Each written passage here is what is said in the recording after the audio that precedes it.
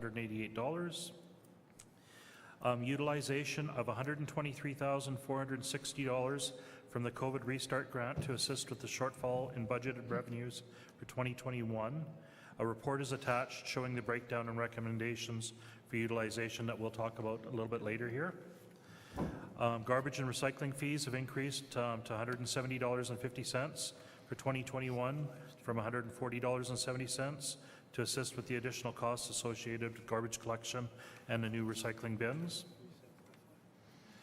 Significant operating expenditures for increases and decreases. Wages and benefits in the general fund have increased by $158,100 to $2,686,880 for 2021 to account for a 2% increase in wages and 1% employer overhead costs, broken down as followed. The salaried employees have increased by $24,790, council $990, operational services $19,350, and fire department $112,970. In 2020, 2 deputy chief positions were prorated, and in 2021 they are fully budgeted for. There's a $14,720 decrease in council travel for 2021 due to the COVID restrictions. A $9,980 increase in data processing and support costs. A $21,350 increase in insurance costs. A $7,000 decrease in labor, which is travel and negotiations due to the QP contract being ratified. $15,050 decrease in general government travel due to COVID restrictions. $105,123 increase in RCMP policing costs, which is including a request to fund an additional 12 hours for the Victim Services Program that we'll talk about as well shortly. A $12,500 decrease in equipment financing costs. $305,340 increase in landfill and garbage and recycling costs. $165,810 of this relates to the new landfill contract. $62,000 is garbage collection contractor for the estimated TCPI increase. $41,000 is for recycling for the new recycling bins introduced in 2020, and $35,000 is for landfill post-closure costs. We got a $5,510 decrease to the Sonora maintenance and utilities. We got a $29,330 decrease in community services expenses. We had a $4,390 decrease in museum maintenance costs. A $10,910 increase in parks maintenance costs. We have $4,200 decrease in debt payments due to the refinancing of the 87th Road Reconstruction Project. A $5,389 increase to the transfer taxes to the Okanagan Library Board. Contingencies, transfer to reserves is increased by $3,500 to allow for a $50,000 contingency and $19,000 being transferred to RCMP reserves. 2 previous transfer to reserve accounts were recycling initiatives for $10,000 and marina for $11,500 that I've removed out of the 2021 to 2025 budget. General operating expenditures, less transfers to other governments, transfers to reserves, resort municipality, contingencies, and capital projects expenditures has increased by $489,266 to a balance of $7,560,000 or $60,513 for 2021, which was a 6.92% increase. Under transfer to reserves, RCMP Reserve Fund, $19,000. This is funded from traffic fine revenue sharing. Under the contingency allowance, general fund, $50,000. And funds available for capital expenditures, general operating fund available for capital project expenditures in 2021 are $520,182, which is down slightly from $522,068 in 2020. Moving on to page 7, this is a summary of what is being presented and what the cost is to the average single-family residence. So you'll see with that 3.15% increase, municipal taxes will be going up by $10.67. Policing will be going up by $20.73. Debt is going down by $1.22. Fire prevention is going up by $18.35, and fire hall debt is going up by 58 cents, for a total increase in taxes of $49.02. As far as the user fees go, garbage and recycling was going up by $29.80, sewer was going up by $13.85, and water was going up by $11.80, for a total increase in utilities of $55.45.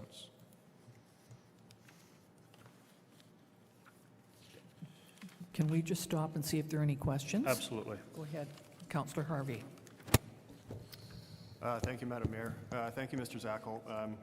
This chart on page 7, that's what I've been looking for 2 years, and it's awesome to see.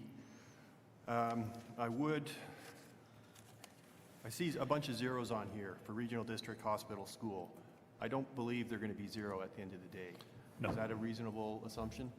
That is definitely a reasonable assumption, but we don't have control of those. I understand we don't budgets. have control, but you know, it seems that we could make an educated estimate so that the overall thing might be assessed, like based on previous years. And with the asterisk, with the caveat that this, you know, these are unknowns, these are based on previous years, increases, something like that, because this is, you know, this is awesome, as I say, because I've been pushing for this, but it's misleading a little bit because of those zeros. Anyway, I give that some thought. There's no answer for it here today.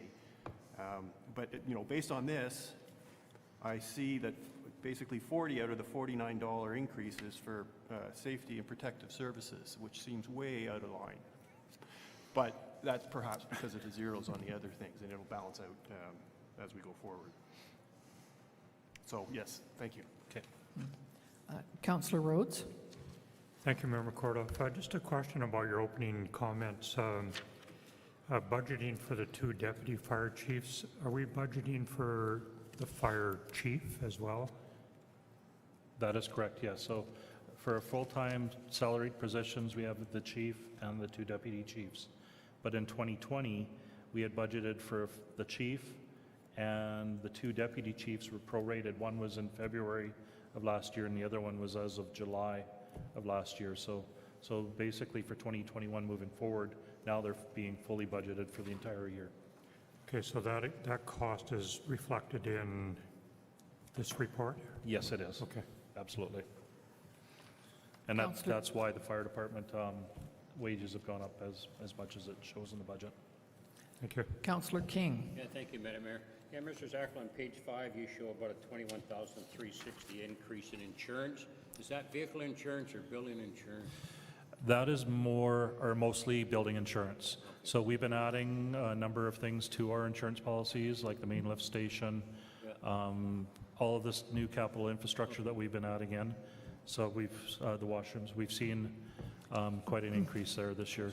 So what's happening is we've also put our insurance company on notice that we'll be doing an RFP for this year for next year's insurance to ensure that we're getting the best dollar that we can. Okay, thank you. Can I ask, you've got it's presented with a 3.15 increase in municipal property taxes. That's higher than we've ever considered before, and I'm just wondering, do we... Line up our staff current and able to perform their tasks. Unfortunately, training is an expensive Oh, aspect don't of get me that. wrong. I fully support training. Yeah. It's the travel services. There's a staff training item, 11,000, that hasn't been reduced. And for emergency social services, Yeah, I think you guys should look at that. Services.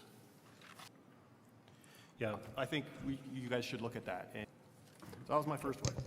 Are there places that people do actually need to travel and to attend events? Under our training budget would be exactly what Jared had said, but there is no travel. All of our training dollars would come out of that, and there probably could be I would say, minor change in that to bring that down. I wouldn't say conferences and things open up later on in the year. You know, having some of those training dollars. You know, Okay, very just- specific, very targeted. You might report to council on it, but otherwise, I really, you know, encourage somehow getting a planning meeting together. Information that's in the OCP, then we'll work on that next step. Thank you very much. Thank you. Okay, that's all I had for the line items. Okay. Thank you. But Can I Councillor- comment on that one? Sure, go ahead, and then Councillor Rhodes. Your worship, I've had some thoughts about that and the use of those funds. And as I look at clear plans to actually allocate those revenues and create the growth in the tourism economy and the improvements to community life that that program envisions, we lack the detail. And I've been thinking about possibly presenting to council the use of, I guess, the completion of those plans of the community engagement, and then plans that council has budgeted and the majority of the capital projects needed basis with the skills to help us deliver. And that was the one spot where I saw we could potentially find some funds for that. Okay. Thank you. Councillor Rhodes. Thank you, Member Kordoff. Just clarity on a couple of points. Going back to the travel and training aspect of it, I think I heard all of the words, but I want to, if you could maybe talk to me in a little bit more simplistic way. Are we going to adjust those amounts down to more realistic amounts, or are we going to take those suspected amounts out of the budget in its entirety? Stays in the budget, but authorization for expenditure needs. Keeping it in, but we're putting it in a Well- separate account? Well, it would stay in the same account. It's just having council direction to say that we want to earmark 100,000 for each of those years just to protect ourselves of revenue shortfalls.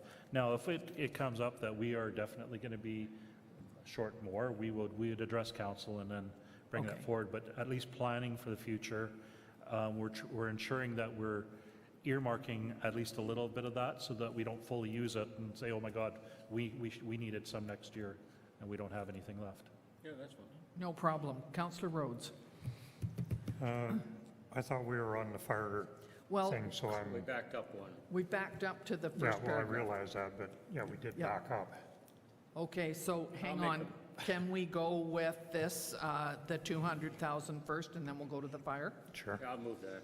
Thank you. You're moving that option that we do that. Is there a seconder? Thank you, Councillor Bennett. And you want to speak to that? Okay. Once again, I'm going to provide maybe a negative outlook towards doing this. First off, I don't think $100,000 is near enough. And I've said this probably 8 or 10 times. I've almost have it memorized now. I think we're in for an economic ride will be like sitting in the front seat of a roller coaster over the next little while. I don't have a crystal ball. I don't know if that's going to happen, but all of the facts and statistics about the pandemic in the world suggest that we're going to have an economic crisis in Osoyoos and all of Canada, and we need to be prepared for that. That could change profoundly, perhaps maybe not, and I hate to allocate money specifically for something that we don't really know anything about. You know, I know it's kind of like buying insurance, you know, you buy it and then you hope that nothing happens, but when it does. But this is very unpredictable, and I feel that we might be better off leaving it as part of our overall amount. And I know the semantics and the numbers and everything don't really change all that much because it's the future, but I'd rather have $800,000 in the pool rather than having 600 and 200,000 allocated. So I think I am speaking against the motion. Can you explain that? Because I kind of feel the same way. I thought, you know, basically it's 800,000 we've got left rather than, and then we'll let Mr. Zackel explain this first. Yeah. Well, definitely, it's something where what we were trying to accomplish here was getting council's buy-in to ensure that we had some monies set aside for those couple of years, or at least a portion of those monies to start with, so that we didn't have any spikes in taxation, things of that nature. The other thing is, when we're talking to council saying, yes, we've got 600,000 left of the COVID restart grant, I would hate for us to forget that 200,000 was earmarked already to take care of future revenues. Because council may want to spend some of that in some other parts. So, you know, saying that we're setting aside a portion for those couple future years isn't set in stone. It's basically just saying, you know what, this is where we see it being purposed for now. And as the years change, we would definitely amend that, change it. I mean, when we were in budget discussions for next year, it would be a topic of discussion to say we either need to allocate a little bit more or a little bit less, Okay. and go from there. I get it, thanks. Can I just ask Councillor Harvey and then Mr. Chabot? I'm going to circle back to travel that we talked a lot about earlier, and the notion of a structural problem. And it seems to me that this money can be used to offset the spike in increased tax when we turn travel back on in future years, in some fashion, right? So it's for council and management, it's a $30,000 item together, those groups. Instead of hitting the taxpayers in 2022, assuming you get back to normal travel, with a $30,000 bump, we could take some of the money in 2022 from this fund and some from 2023 to ease that, to smooth that out. And it's a COVID restart issue for sure. Yeah. And so keeping some money for future years, and I just use that as an example, because that's a pretty big number, 30,000. Yep. As, you know, let's save the money on travel this year, because we're not going to spend it, and then use these funds in future years to soften the blow of turning it back on. And there's going to be other items potentially that would fit that scenario as well. So I think the idea of earmarking for those years is a good idea. So we've had it moved, and can you read us the motion, please, because I'm confused now. Oh, sorry, Mr. Chabot, did you want to speak to this before we do that? No, Your Worship, I was just going to say that the allocation allows staff to prepare a budget that will buffer the community from rate shock or volatility, large taxing or utility increases. It gives us that flexibility to plan that, because I think Councillor Rhodes is absolutely right. This ride may not be over for some time, and this allows us to prepare something that will feather in any absolutely necessary increases in a more considerate manner of community capacity, I guess, like Councillor Harvey says. Okay, so we've had it moved by Councillor King, seconded by Councillor Bennett, that council authorized that 200,000 of the COVID restart grant be saved for 2022-2023 to allow for the transition from COVID back to a normal environment. Thank you. Is there anybody else that has, okay, so I'll call the question. All in favor? Thank you very much. Now we'll go on to the fire department. So Okay. is there, it was 206,000 out of the 260, because that was the Suez's share. Correct. Yeah. Anybody have it? Go ahead, Councillor Rhodes. Thank you, Mayor McCordoff. So sometime in the recent future, we had some vigorous debate about this particular subject over 2 council meetings, I believe, and one of them was some clarity on where we were going. I'm correct in saying that, right? I'm just wondering where we are right now. I thought we went ahead and did this already. So I'm wondering why after the fact now we're being asked to reconsider. Maybe I'm wrong. I needed some clarity on that. So the fire department presented their budget to council earlier, and this was a topic of discussion.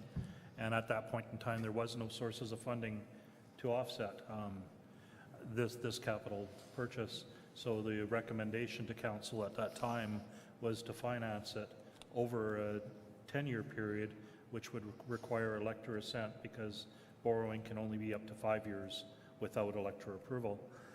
Since that time, since the discussions with council and the fire department, the COVID restart grant has become available. So the opportunity for council to utilize that funding to offset some of the increases to fire department costs is kind of opportune. Just a follow-up question. So going back to the decision that was made before, that is included in this budget? Correct. Now you're asking us to take it out and reintroduce the COVID restart money? It would just be the source of funding that would change. So the source of funding would be, instead of borrowing, it would be the grant funding that would pay for it, plus the contribution from the Rural Fire Protection District. If the Rural Fire Protection District decided that they didn't want to pay their upfront share and the town did, then the financing would be only due and payable by the Rural Fire Protection District. So have we committed to MFA, or have we done that? No. Oh, I see, okay. No, Well, so that makes a difference, yeah. there's been no, the whole process of the rapid response vehicle is sitting on hold until we have the financial plan adopted or pre-budget approval was made. None of that has happened yet. Okay, So we've got the ability to make those changes. okay, thank you. So I'm wondering if, like Oliver did, they came up with a plan to build their own vehicle, and I'm wondering if the fire department has looked into that option. Should use the mic. I'm being facetious, but there's been a lot of talk about what's happened in Oliver. Yes, thank you, Your Worship. We have looked into building it ourselves as well, and that will be one of the options that we present. It's just a matter of making sure that we've kind of accounted for all the pieces and budget it correctly.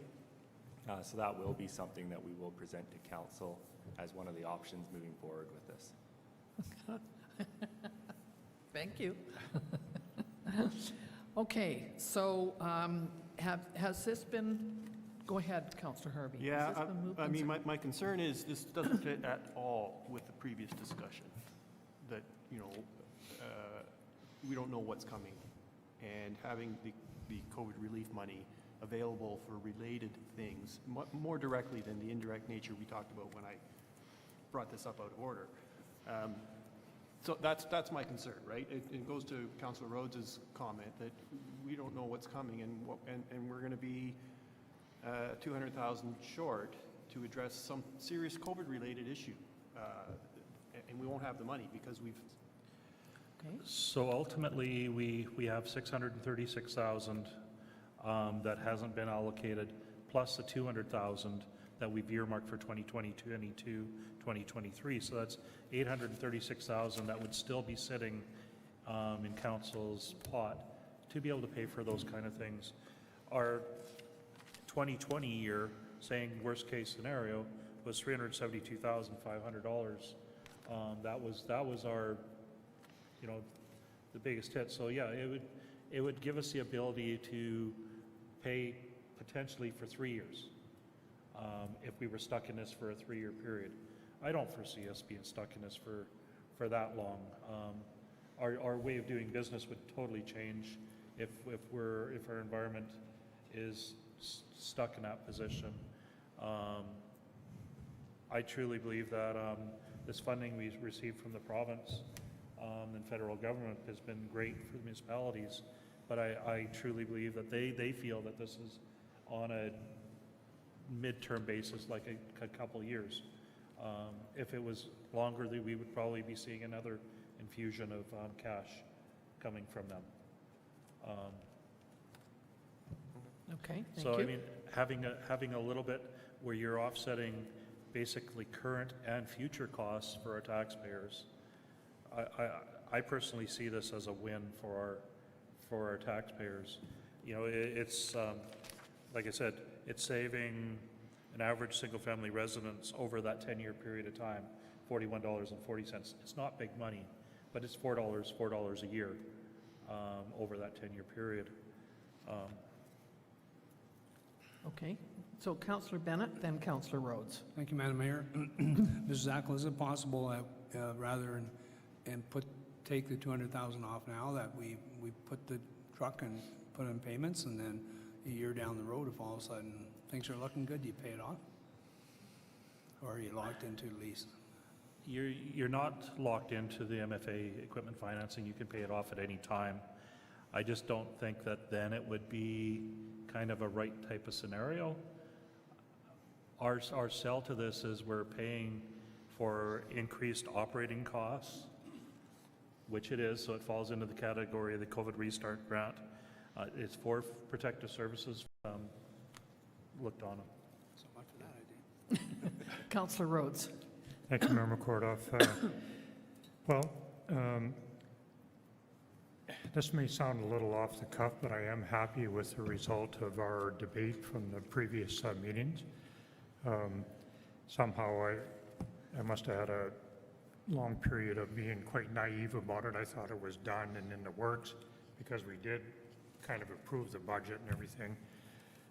Sometimes when you make capital investments like this, financing is a darn good way to do it. I'm happy with leaving that. I think our financial status in the world of finance is good. We probably will get a decent interest rate, and it will fit our predicted budget at that particular time before this circumstance came. I can see the savings, but COVID reserve money is more important to me right now than the savings that we would. That's just kind of the way I feel about it. Yeah. So, go ahead, Councillor King. I'd kind of disagree. I'd support this $260,000 going towards this piece of equipment. It does save the taxpayers money, and for me, if we can save the taxpayers some money, I think that's a plus. It's a save us going in the hole another $260,000, paying interest no matter how low it is. It's just putting the town further in debt. So I would support this. Do we have, go ahead, Mr. Thank you, Hillen. Your Worship. One other thing to consider with this is the financing time. If we go to alternate approval, that is more time that we've lost. It's already quite difficult for us to get fire equipment into the country because of the COVID restrictions.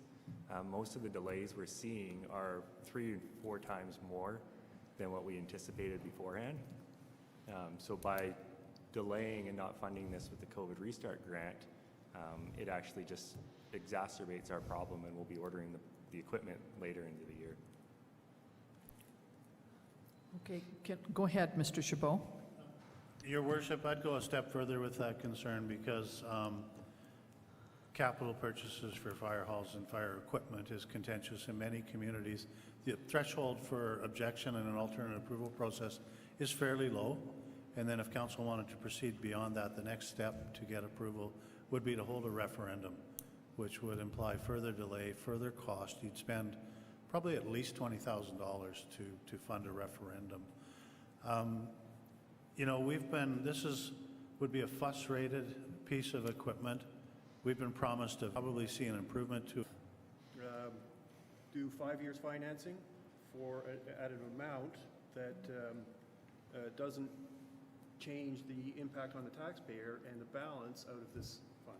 Considerations in this discussion, but here they are. Yep. But, you know, just as a, you know, whatever, do it from 2 parts. Funding this thing from 2 different sources, I don't know.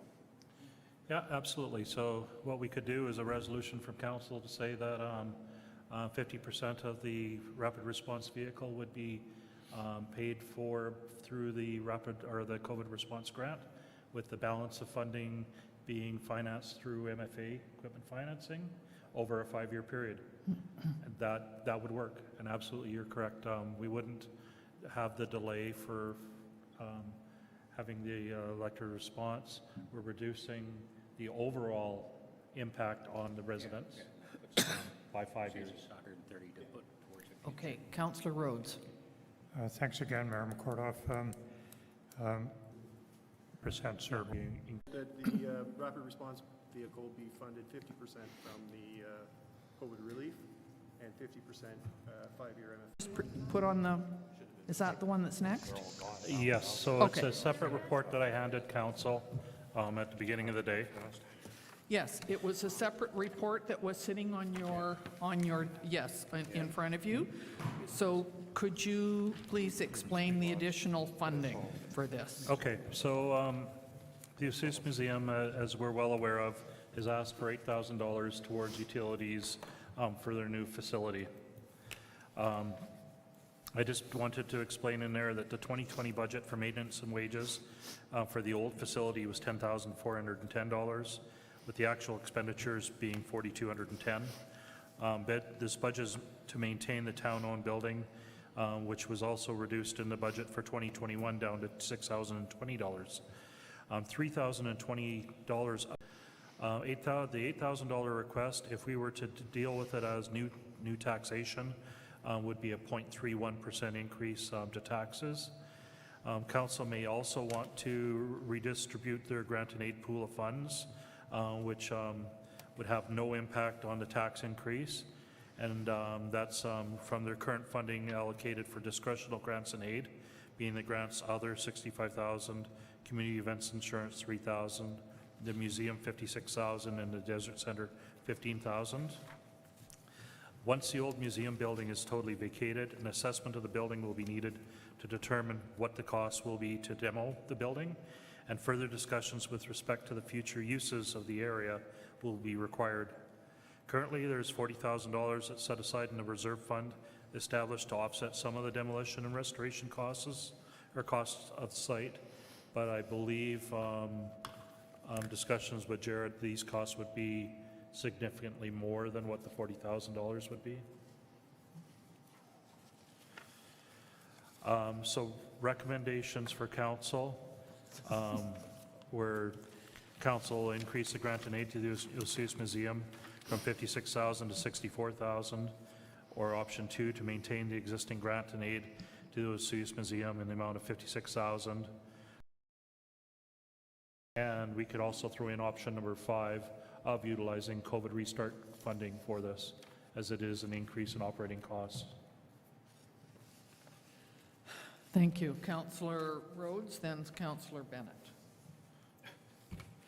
Thank you, Member Kordoff. I'm wondering if you could take a minute to explain the dynamic of ownership with the new, and that is not the case. And I'm wondering if you could just explain that relationship a little bit more. Might help with the decision-making process. Okay. I think I'd rather see them come to a grant and aid and have something specific rather than this, but that's just my thoughts. Go ahead. Thank you, Madam Mayor. I would move option number 4. You've moved option number 4, To which distribute the is... discretionary fund, grant and aid, the funds to accommodate $8,000. I'd second that. What would that look like? I got a question, though. Number I think 4. they'd have to apply first. It's not an automatic 8,000, is it? I mean, they could apply to grant and aid. So it's been moved and seconded. So go ahead, Councillor Harvey. So I understand option 4 to mean redistribute amongst these 4 funds. Grant and aid is all of these. I mean, I think people fall into the trap of grant other is grant and aid, because we run this grant and aid program through Director Davis and Councillor King and others. But option 4 is redistribute, like take some money from the Desert Center perhaps, is what I read option 4 to say. Option 4 is basically take $8,000 from basically one of those 3. Right. Now, Desert Center is one. Desert Center and Museum are line items on our budget. So, Desert Center, as an example, have looked at our financials and seen over the 5-year financial plan, they had consistent funding going to be in place. If we were to all of a sudden cut their funding to assist. Okay, I'm just trying to understand what does it really mean, and I think it's, okay, so it's not really, doesn't really mean that. It means taking it out of grant other. Yes. Really, at the end of the day. It really, Yes. Yeah, it really needs to be from the 65,000. So I'm going to speak against that because, utilities are going to be a museum cost forever. And, paying it out of grant and aid, and squeezing out other nonprofits is not for utility payment is not cool for me. I just cannot support using a grant money to pay for utilities ad infinitum. And that's what this would result in. And that's, that's not the purpose of grants other, It's just not. Got it. Go ahead, Councillor, Mr. So, Zackel. so ultimately, on light item is our grant to the museum of $56,000. That $56,000 is an operating grant for the museum. What option 4 is saying is we'd be increasing that annual grant from $56,000 to $64,000.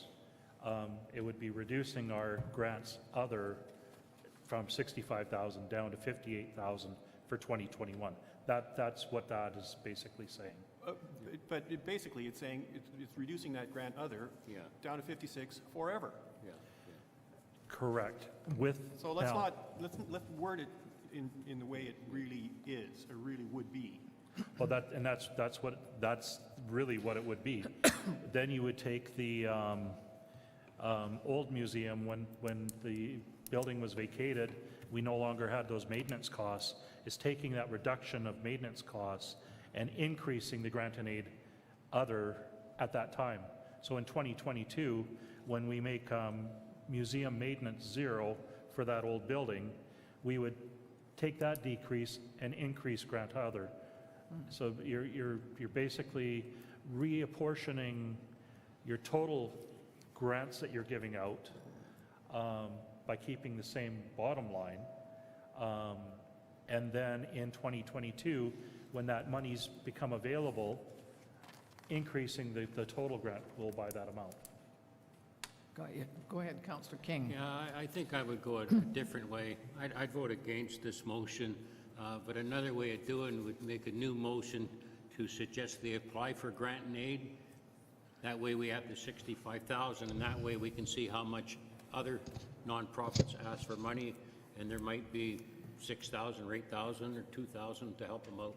And then we're not touching anything, and we're not making it $64,000 every year. Can I ask about the community event insurance?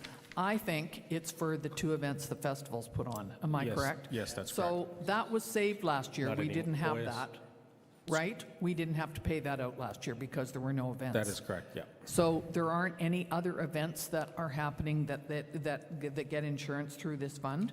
The street dances that we still do, that is still done through the community. Okay. And the Easter extravaganza, yes. But not the music in the park, that's separate? That is correct. yeah. Okay, thanks, sorry. Councillor Rhodes. Thank you, Mayor McCordoff. So we're still on the motion, right? Yep. Okay. I'll have to speak against the motion. Sometimes I need somebody to talk to me like I'm a 2-year-old to really understand what this is all about. This is a very simple taking from Peter, who we really like, to give to Paul, who we really like, and it's just, that's the way that I look at it. It doesn't really do anything. It takes away from one to give to another. I'm still back in, do I even want to give it to him?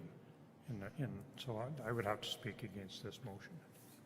Okay, can I ask, would you read the motion, please?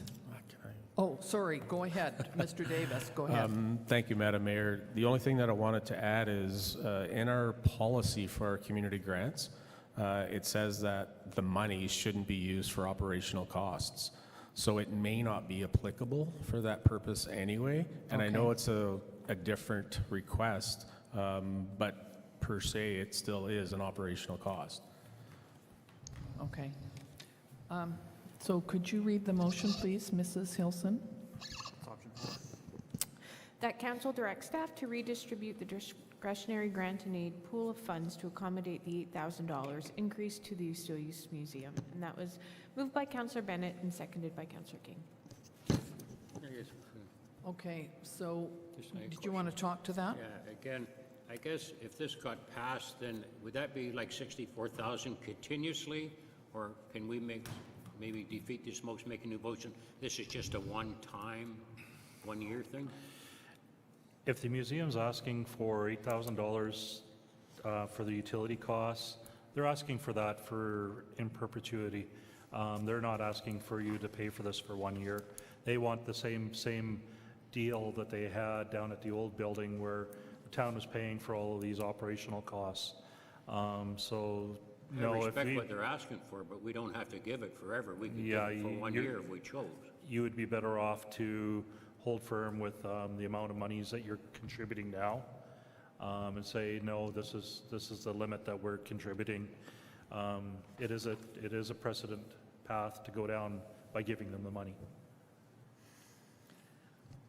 Okay, so the motion is, and it's option 1 then? No, the Four. Option 4, okay, see. All right, so that to redistribute the discretionary grant and aid pool of funds to accommodate $8,000 increase to the Vesuvius Museum. Okay, so let's go for the vote then. All in favor? Against? Okay, so that has been denied.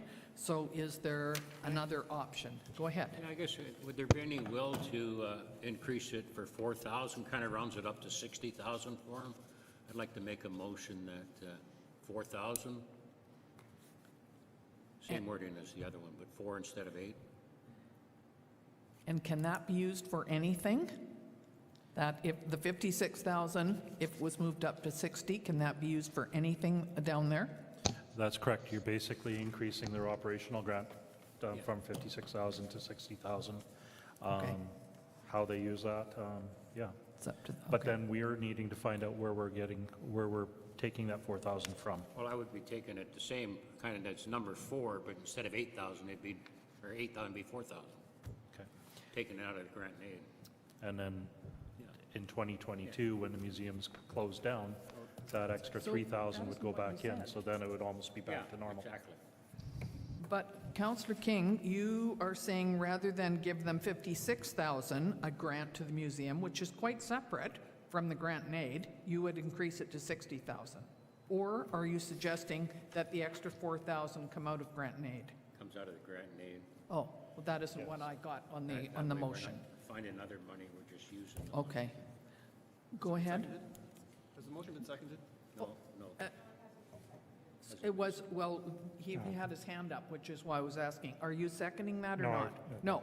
Okay, is there anyone else who's seconding that? Okay, thank you. I'm sorry, I forgot to ask for that. Go ahead, Councillor Rhodes. Okay, so the logic of taking the utilities from the building that we have right now, disappearing after we demo that building there, of which we have no plans to do that yet, other than we just think it's a good idea to knock it down. We have nothing structured, there's been no decisions made about that, would allow us to take that money and apply it to the new building. Doesn't really settle really well money to it every year to their success. And really, at the end of the day, we're going to have lots of opportunity to spend that $3,000 that we spend right now on the demolition, because we have $40,000 in the bank. We're being told that it may cost $100,000, I think was the number that was thrown around. That's another $60,000 that we're going to have to come up with. I don't know whether those figures are right or wrong, or whether we're close or far away, but it's going to be a lot of money to knock that building down, clean up that site, and repurpose it as parkland or whatever we do with it. That $3,000 would be very valuable to us to offset that cost in the future. That could be $60,000. So every penny that we can save will help us with that project that we really don't know anything about, or whether we're even going to do it or not. Go ahead, Councillor King. Yeah, I guess I wasn't really relating to the money we might save down the road. I'm just looking at what's on the table, where we have increased this other grant, 5,000 over the last couple of years. So I guess it would be just backtracking it down to 61 if this motion got passed to kick 4 over to the museum. So to me, we're still in the ballpark. We're not using any other money that we've already budgeted for. Mr. Chabot, you look puzzled, so did you have something you wanted to add? No, Your Worship, I just stared at the light and became temporarily blind. He woke up. Go ahead, Councillor Rhodes. And I hear lunch is coming, so can we, Okay, we sure. need to deal with this. The grant and aid program, I believe, is to be project-specific, must be applied every year. It can't be used for labor, it can't be used for operational costs. Mr. Davis has clearly defined that to us, so I don't know how we can have the discussion about taking it out of grant and aid. We can't, it's not eligible. What Go is ahead, being Mr. discussed Zackel. is the budget line items, the budget numbers would change. So then the grant and aid pool of funds that's eligible under Gerald's project-oriented aid basis would go from 65,000 down to 61,000. Exactly. Where the contribution to the Osoyoos Museum, if the resolution passes, would go from 56,000 to 60,000. To 60. Okay. Got ya. All right, so are we going to vote on this now? Which is, are you, the way he explained it, that makes that's good. sense? Okay, so all in favor of increasing it to 60,000? Against? Okay, well, that carried. So that means that the grant and aid would be moved down to 61,000. Am I correct? Yep. Thank you. Okay, thank you very much. We thought we were going to be finished with this whole report by noon, but obviously we're not because we haven't started yet. So, so could we, do you want me to make we need a motion to recess? Is that correct, Mrs. Hilson? Could we have a motion to recess until 12:30? Does that make sense? Does that give us enough time, or do we want more time? Don't need a time? Okay. Could we have recess for lunch then, please? Okay. Councillor King, Councillor Harvey, all in favor? Thank you. I voted. I'm opposed. Won't make any difference. Just wondering if you got anything else in All there right. before it starts, Just right? I'm against everything. That's still been on. You do have the power to turn it off, right, Grant? So Gerald, you have lunch in your office? They're not gonna watch us eat, are they? So Brianne now has the power to turn the camera off, correct? Hi Denise, how are you? Lunch is in the hallway. Tamara's just putting it out. This North Center doing an all-day budget meeting. But I saw your email and it sounds like it's important, so I didn't want to miss you. No, it's fine, Denise, what's up? Oh, let's wait. Confusing, eh? I mean, honestly, it looked to me like this was going to go quickly, but holy smokes. I mean, I think it's great. We have to have. Yeah. That's my new thing, talking like I'm a 2-year-old.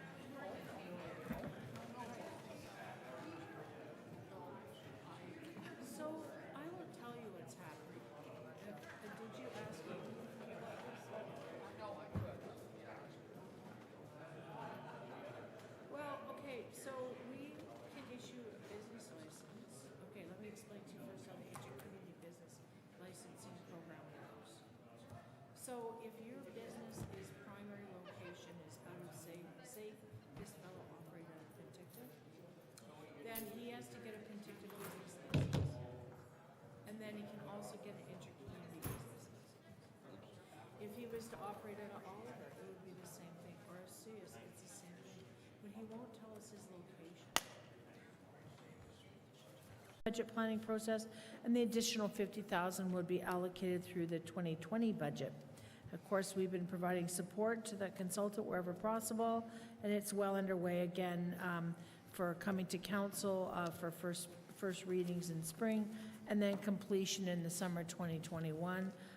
Again, public consultation will be dependent on any public assembly restrictions as we move forward. And that's about it.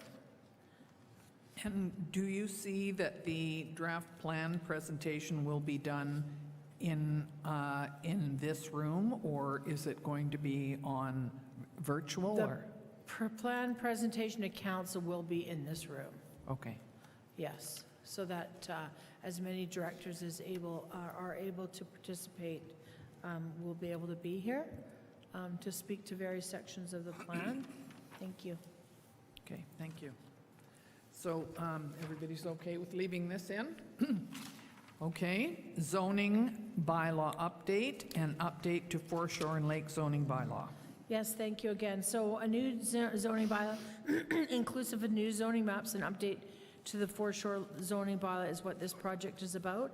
And our particular zoning bylaw is over 15 years old, and of course, it requires extensive updating. Some improvements have been made over the last 15 years by myself and previous staff, but the current zoning bylaw does not address changing needs of our community. For example, the housing pressures brought on by short-term vacation rentals.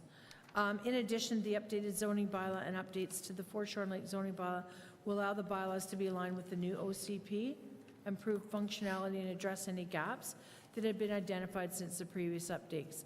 Public consultation, inclusive of stakeholder meetings, will be completed throughout the development of the new bylaw.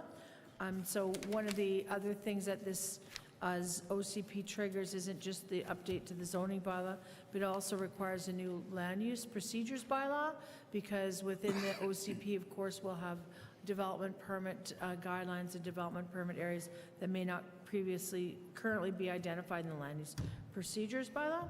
Again, the estimated time for the completion is, this is a generous timeline, may be difficult to adhere to, is spring 2021 through fall of 2021.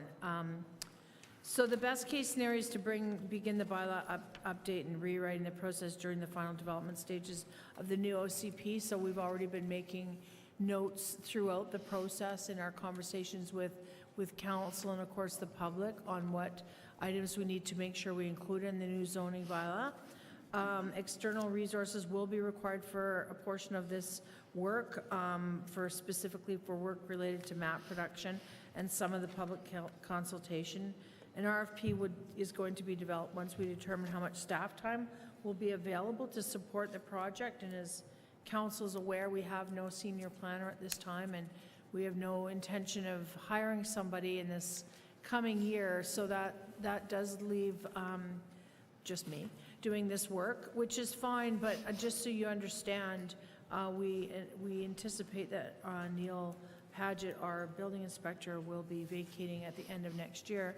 So there's going to be a time at which in 2021 that we will probably have an overlap of the new building inspector and the old building inspector, because we're going to have to hire somebody that doesn't have a level 3.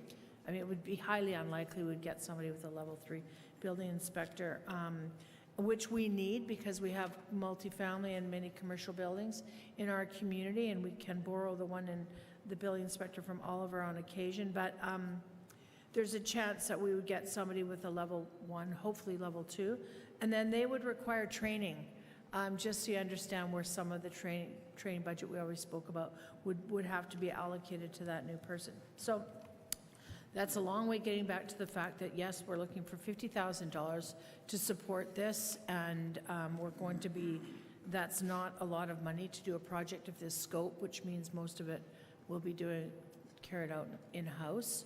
And then, of course, we don't know, again, what the public consultation will look like on this, again, with the COVID situation and public assembly restrictions. So, of course, the impacts of not moving forward with this is that the new OCP wouldn't be carried out, and there, the vision in that new OCP, and then the link between the two, the OCP and the zoning bylaw, would be somewhat disjointed. For example, the zones and stuff which relate to the different designations in the OCP. So I ask if there's questions, because there probably is. So this is going to come after the OCP update. We have to start doing this very quickly. Okay. Because we're just completing the first draft of the OCP. So myself and the consultant are hammering out the rest of the first draft. That will be completed middle to late February, and then I'll have a brief discussion with senior staff to see if there's any flags for them in their areas of expertise. And then we will meet with council and go through the whole draft. And if council's generally supportive of it, then we need to get pretty headfast on the zoning bylaw, because it should follow very quickly on the heels of the OCP approval. Okay. Go ahead, Councillor King. Thank you. Definitely need a bylaw update if it's 15 years old. I guess my question is, do you feel comfortable that's a big enough budget? No, it's not big enough. It's not big enough to hire somebody to help do it. It needs, it's a slim budget. Pardon? It's slim. Slim, well, that's what I was relating to, if you needed more money, if we had any to find. Otherwise, you're going to be coming back to us in 2 months anyhow. So Staff had when- directed us that this would be enough to do a portion out of house, and the balance would be done in-house. But this would be enough to be able to complete the budget, but with no bells and whistles, just get it done. So when this was originally done, it was a separate group that council asked for recommendations, forgot what it's called. And it was done locally with, because I was on the committee, and we did it with one councillor and one staff, and it took about 6 months. So it was done, I think, on a very slim budget way back. Anyway, that's what you need. Is everybody okay with leaving that in? Okay. Aquatic Center feasibility study. Thank you, Your Worship. This is a capital budget carry-forward request again, and just so that everyone else knows, Council approved proceeding with the project to develop a South Okanagan Aquatic Center feasibility study in partnership with the Town of Oliver and the Soyuz Indian Band, an RFP to invite proposals to undertake the work will be issued in the coming days. And Council at the same time is looking at the draft RFP, looked at the terms of reference for a South Okanagan Aquatic Center steering committee comprised of representatives of the Town of Soyuz, Town of Oliver, and the Soyuz Indian Band. And so look forward to that project finally getting underway and commencing. Thank you. Thank you. All right. We will. Yes, go ahead. Mr. Chabot, I talked to you about this earlier, but just so the public kind of understands, the District of Summerland just did this, and the question was asked to me if we could maybe rent theirs or borrow theirs or pay them some money and use their study, and maybe you want to just relay why that can't happen. Yeah, Your Worship, part of the parameters of the selected consultant's scope of work is to review best practices and trends in the development and delivery of aquatic programs and services and facilities in communities from throughout BC. So they'll look at some of the more recent developments. It'll help them to ascertain expected construction costs. We've got $75,000 combined between the three of us for this study. And its scope of work is ambitious, but will lead to a good examination of the opportunity and whether or not it would be feasible. These other things are interesting to look for and indicate your expected operating and construction costs on a per square foot basis. They don't necessarily assess the local community's ability to pay to fund both capital and operating and who should pay. They don't necessarily, it certainly wouldn't, I guess, tell us what you could expect as operating revenue, what the utilization might be, and how much revenue you could expect in a year to offset your anticipated operating costs. So while it would be nice if we could just borrow somebody else's study and not spend money, that wouldn't lead to a true feasibility study or a proper analysis of whether this was doable for these communities or not. Thank you. Thank you. And I'm glad to hear that they would be required probably to look at all the other studies that are being done in BC and use parts of them, I suppose, as necessary. Okay. Next is computer equipment. Mr. Zackel. Thank you, Mayor McCordoff. So before council, this is the 2021 to 2025 Information Technology Plan. Town of Oceus information technology is used by Mayor Council staff and has been in generally good shape, effectively supporting the users. We've had a number of changes due to COVID-19, trying to keep the IT system up to speed. Working from home and the move from Windows 7 to 10 was completed. IT system ran well during 2020 with a few problems and a little bit of downtime. 2021 main goals include beginning the software upgrades to prepare for the VATM server replacement in 2022, replace some older workstation and notebooks, implement smart boards for council and operational services, review security and improve where possible. So the 2021 capital items that are listed are $14,250 for the Microsoft server software upgrades, $6,000 for notebook computers, $7,500 for workstations, $800 for a tablet computer, $2,500 for the office suite upgrades, $350 for a printer, $13,000 for smart boards for council and operational services, $5,000 for Wi-Fi upgrades, $3,500 for NAS upgrades, for a grand total of $52,900 in 2021. Thank you. Go ahead, Councillor Harvey. Smart boards. There's no, I don't see anything in here describing it, explaining it, its use, its advantage, what it's going to do for us, what it's going to save. So I'm curious, 13,000, you know, at least for council. Operational services, maybe it's got a good use for it, but I'm used to council and how it operates, and I'm wondering how it'll fit in there. But I'd like to hear from Jared as well as far as. Yeah, Jared, do you want to? Yeah, thank you, Councilor Harvey. Yeah, the smart board question. This is to provide staff with the ability to start utilizing technology to its full potential. The smart board that's currently in council chambers is, for want of lack of a better term, archaic. In order for us to, I live in a digital world mostly, and in order for me to interact with people, I like to plug in my laptop, I want to bring it up, I want to show it to people. Right now, that is a cumbersome activity.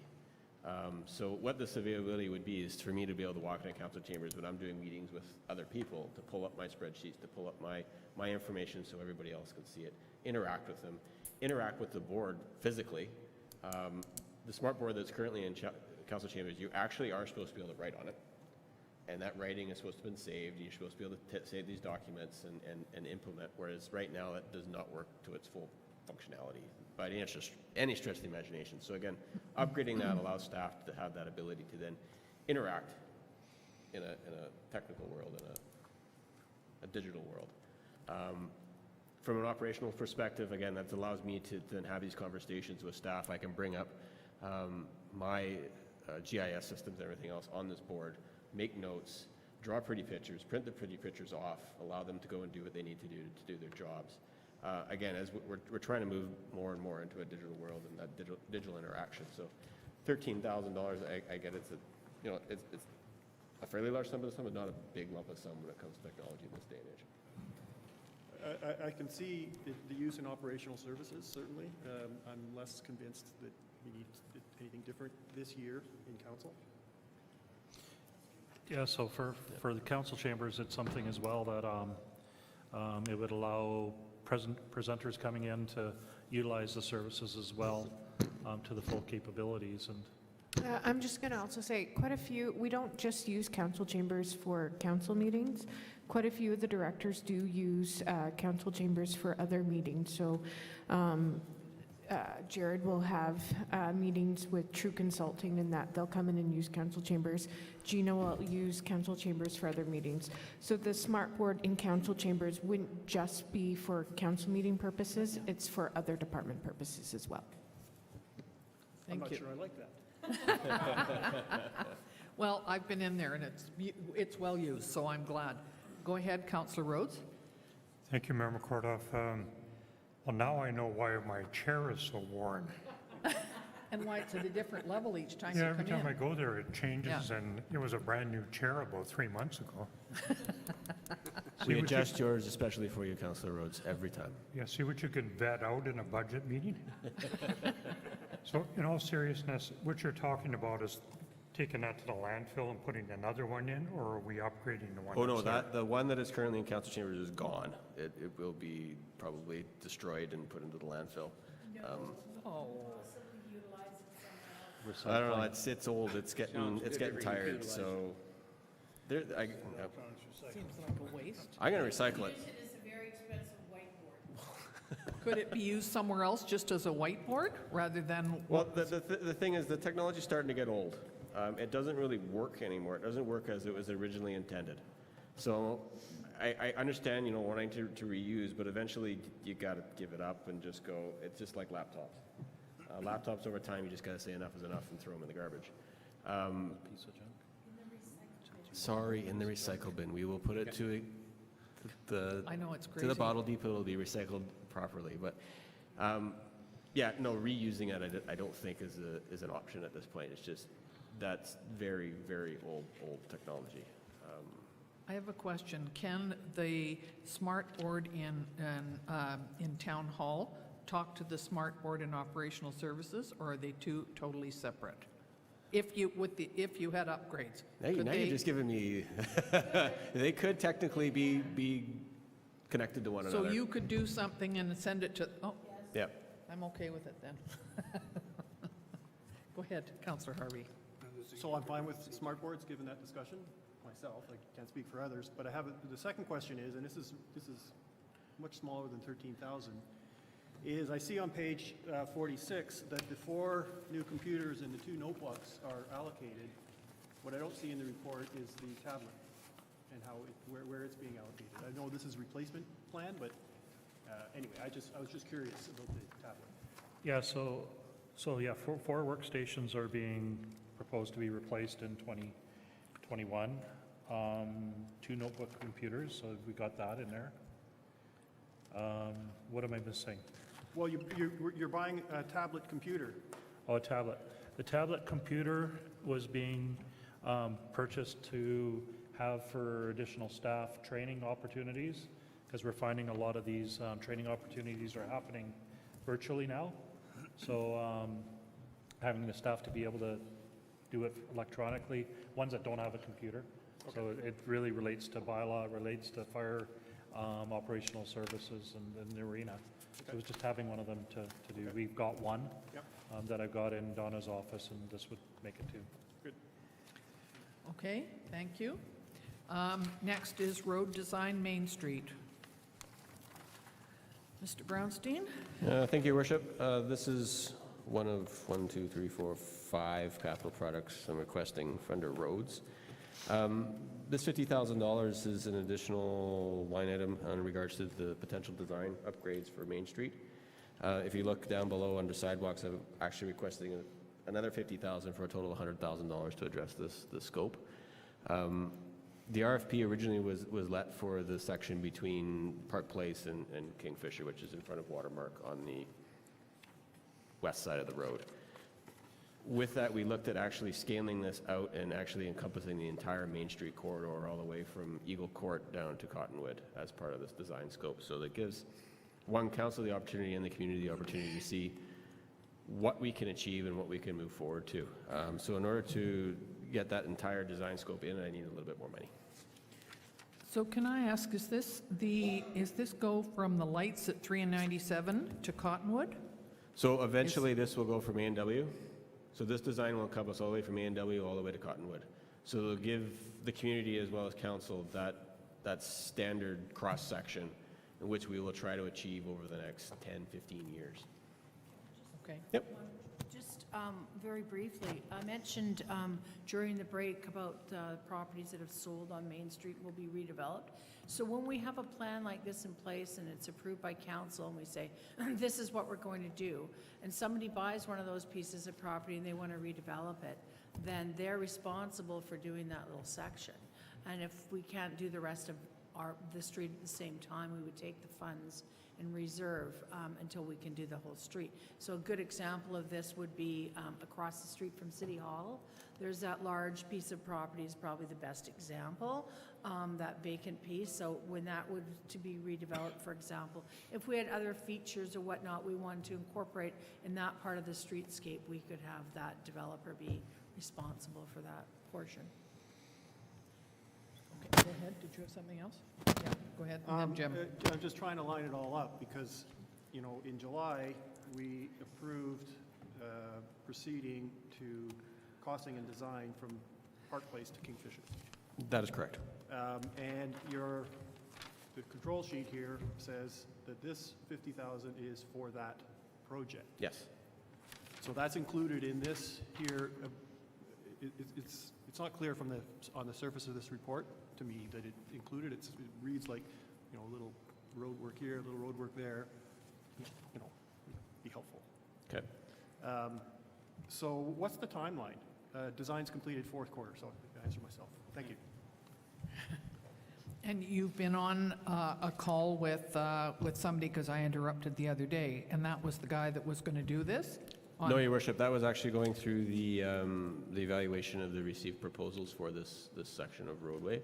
So we've gone through, you'll be receiving a staff report at the next council meeting in regards to award for this Okay. particular works. I thought it was this, okay. And you have talked to MOTI about this, because they will have a big, So they will be part of the stakeholder discussion. So MOTI will be involved in how these designs end up being unfolding and how so they interact with the basically you highway. have to have their permission, because they own the street. They own the street. However, I've had conversations with MOT in the past, and when it comes to upgrades in regards to sidewalk, curb, and gutter, as long as we don't interfere with their requirement that they need to move traffic, they really don't get too upset. Okay. So, Oh, go ahead, No, Jim. you answered my question. I wanted to make sure Highways was involved in the consultation. 'Cause when I get Yep. signed, they got to okay it in the end anyway. Okay, we okay with this one? Enough money. Road reconstruction, Vedette Drive. thank you, Your Worship. This project is actually underway. This is a carry forward from last year. Design is complete. Tendering has been completed, and they will be breaking ground within the next 2 weeks. So this project will hopefully be completed by the end of May of this year. So we already okayed this last year, You so guys it's already really okayed this. just It's just a carrying carry forward. forward to 2021 for the sufficient funds.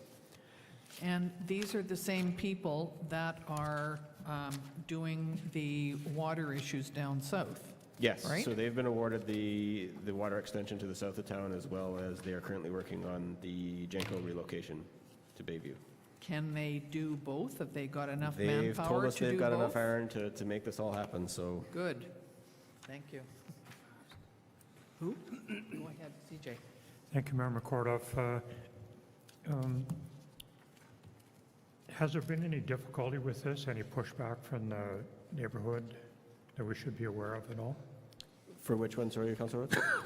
The people who live on Vedette? On Yeah, that? people that are impacted by this project. I've had a couple of concerns from the strata on the east side, so backing on to Peanut Pond. I've worked with them since, actually, both Director McKay and I worked with them since the beginning. They've had a few concerns in regards to, garbage can location. They have big dumpsters and that kind of stuff, which we've addressed. Other than that, I haven't had any real negative comments. That usually changes once construction starts. And then we might get... Sorry, can you speak I was into? just, sorry, I was just going to say, they're also, as my colleague pointed out, most of the concerns were dealt with in his department, but they're pretty happy about there being a sidewalk on that part of the road too, right? Because there currently isn't one. And the primary concerns, as pointed out, were about properties on the east side, which is the townhomes that face onto the pond. And that's because they never really knew where their property ended and the roadway started, and now they do. So, yeah, so it's just a little bit of a hurdle to get over there, but they seem fairly happy about it now. That's what they've reported to me. Oh, good. Go ahead. Just a follow-up question. Are you anticipating this coming in on budget or under budget, or? I am anticipating this coming in on budget. So there's the $500,000, which we're sitting at in $493,583, plus $75,000 coming out of our water budget to pay for water main upgrades. So total project cost should be under that $575. Okay, thanks. Okay, anything else on this one? All right, we will move on to Road reconstruction, another one. Design, this would be you again, Mr. Brownstein. Yeah, thank you, Your Worship. All the three next ones are all carry forward from 2020. These are projects that were identified in the 5-year capital and unfortunately just did not get around to being looked at last year. So I'm requesting these funds be transferred to hopefully look at design this year for construction in 2022. So these are three different... Yeah, so Hummingbird, 89th, and Oleander were all carry forwards from 2020. And they have been obviously talked about before, Yes, so and they we're- have been budgeted for. Go ahead. Two things. Director Hart. The 89th Street, is that like the realignment design mock-up that you showed us a couple months ago? Yep. Second is, I need clarification, because on my summary sheet, that project is budgeted for $28,801. And on page 2 here, it shows $50,000, twice as much as either of the other ones. Am I missing something? So what page are you looking at, sorry? This page? The reason why it's 26. showing more is there was some works done in 2020. So we're only carrying forward the unused monies for 2021. So the amount reflected on this sheet Is reality of carry forward. is the carry forward amount? Yes. Correct. And what was on page 2 was the total cost for the projects. Okay. It'd be great to have it on the sheet. I guess it's all in how you read it, eh? Okay, we all right with this? Yeah, that's good. Oh, go ahead, Councillor King. Do you really think this is enough money? When you repave even one street, it seems to be quite a bit more. So these are not construction costs, Councillor King. These are design costs. Oh, just Only design costs. So I thought it construction says- costs will come up next year. And they're basically add another 2 zeros to that number, and you're roughly where you need to be. All right. Okay. Next, sidewalk installation design requirements, various locations. So again, Your Worship, these are carry forwards from 2020, the amount of $20,000 and $6,000 for each project site, and these are design costs only.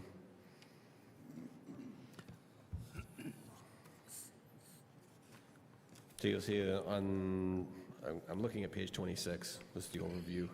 You'll see a 20,000 carry forward for reserves and a 6,000 carry forward for reserves. Pedestrian safety, okay.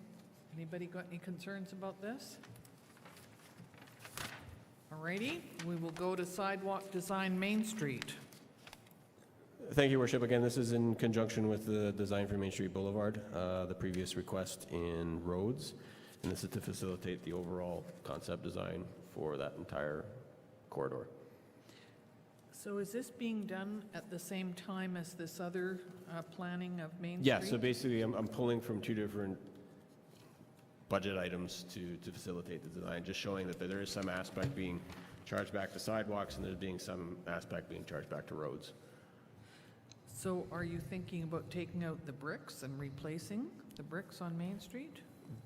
Again, Your Worship, that'll be something that'll come out of the design process, and there'll be discussion with council in regards to what we're going to do as an overall idea of Main Street from basically from the NW all the way down to Cottonwood, and whether that's widening sidewalks, whether that's increasing our density of trees, whether that's putting in new street lights, whether that's putting in some actual street furniture, looking at parking, look at crosswalk density and location. Again, this is a very well comprehensive look at that entire corridor to give council some direction. Again, as Ms. McKay so nicely pointed out, is that either as redevelopment goes through, or if council decides to use RMI funding or go after grants to do these upgrades. One of the other ones we're looking at is potential center meeting going down Main Street and treeing that. That actually was identified by the Ministry of Transportation back in 2011. I'm trying to remember the date of that report. Councillor King? Yeah, thank you, Madam Mayor. Your definition of Main Street, is that from the A&W down to the bridge? My definition of Main Street is from basically from the NW all the way to Cottonwood. All the way to Cottonwood? Yep, right to To Hotel. where? To Cottonwood? Yep, Go ahead. so in front of Hotel Row as well. Thank you, Madam Mayor. Jared, just a question. The crosswalks across the highway, they redid the highway and the crosswalks aren't done. Is that the highway's going to do that? So yeah, so those are highways' responsibility to reinstate after so they probably won't be in there until, I'm assuming, March of this year. Okay, thank you. They will be done in the spring. Crossing distance for people, that would be done if highways approved it. Yes. Where can you see that possibly going? More bump outs other than the ones just on the 2 blocks on Main Street? Again, they're done. I'm not 100% positive, but you Okay. probably look at one at Kingfisher, potentially redesigning your intersection at Cottonwood, looking at advantages to put in some greater visibility for a mid-block crosswalk somewhere along the lines. Again, these are all part of the review process and the design process that these consultants will be providing us. Yeah, it's a long stretch, isn't it, from the bridge to Cottonwood? Yep. Without proper crosswalk, so that'll be looked at. Okay, go ahead. So Councillor Harvey. I'm just trying to anticipate what it's going to look like going forward. You know, we'll conceivably, we will have a design for that whole corridor, a common look and feel, I'll call it that. But the actual projects can be separate so sections, yeah. because I was really excited in July about that section from Park Place to Yeah, Kingfisher. so what we basically do is come back to I want it to council go and ahead. ask you what your priority is. So if your priority is between Park Place and Kingfisher, and here's the cost, which is, $2 or $3 million, and that's your priority, that's the one we'll focus on first. But at least then you have how this is integrate into the rest of the look and feel of that corridor. And we're not just picking and choosing certain locations and going with a whim on that particular location, then changing our mind over here. I think I had 5-year plan. Good. Okay. Thank you. Age-friendly and accessibility upgrades. Mr. Davis. Thank you, Madam Mayor. For the last few years, we've actually put $30,000 into the budget to accommodate accessibility and age-friendly initiatives. We have a committee who actually reviews the items that we have. This past year, we did a number of things, including the second Moby mat. We upgraded the ramp to council chambers and purchased a new piece of adapted equipment for the weight room. And this is something that we've done, I believe, for the last 4 or 5 years. And we do have new committee members, and I'm hoping that we can continue.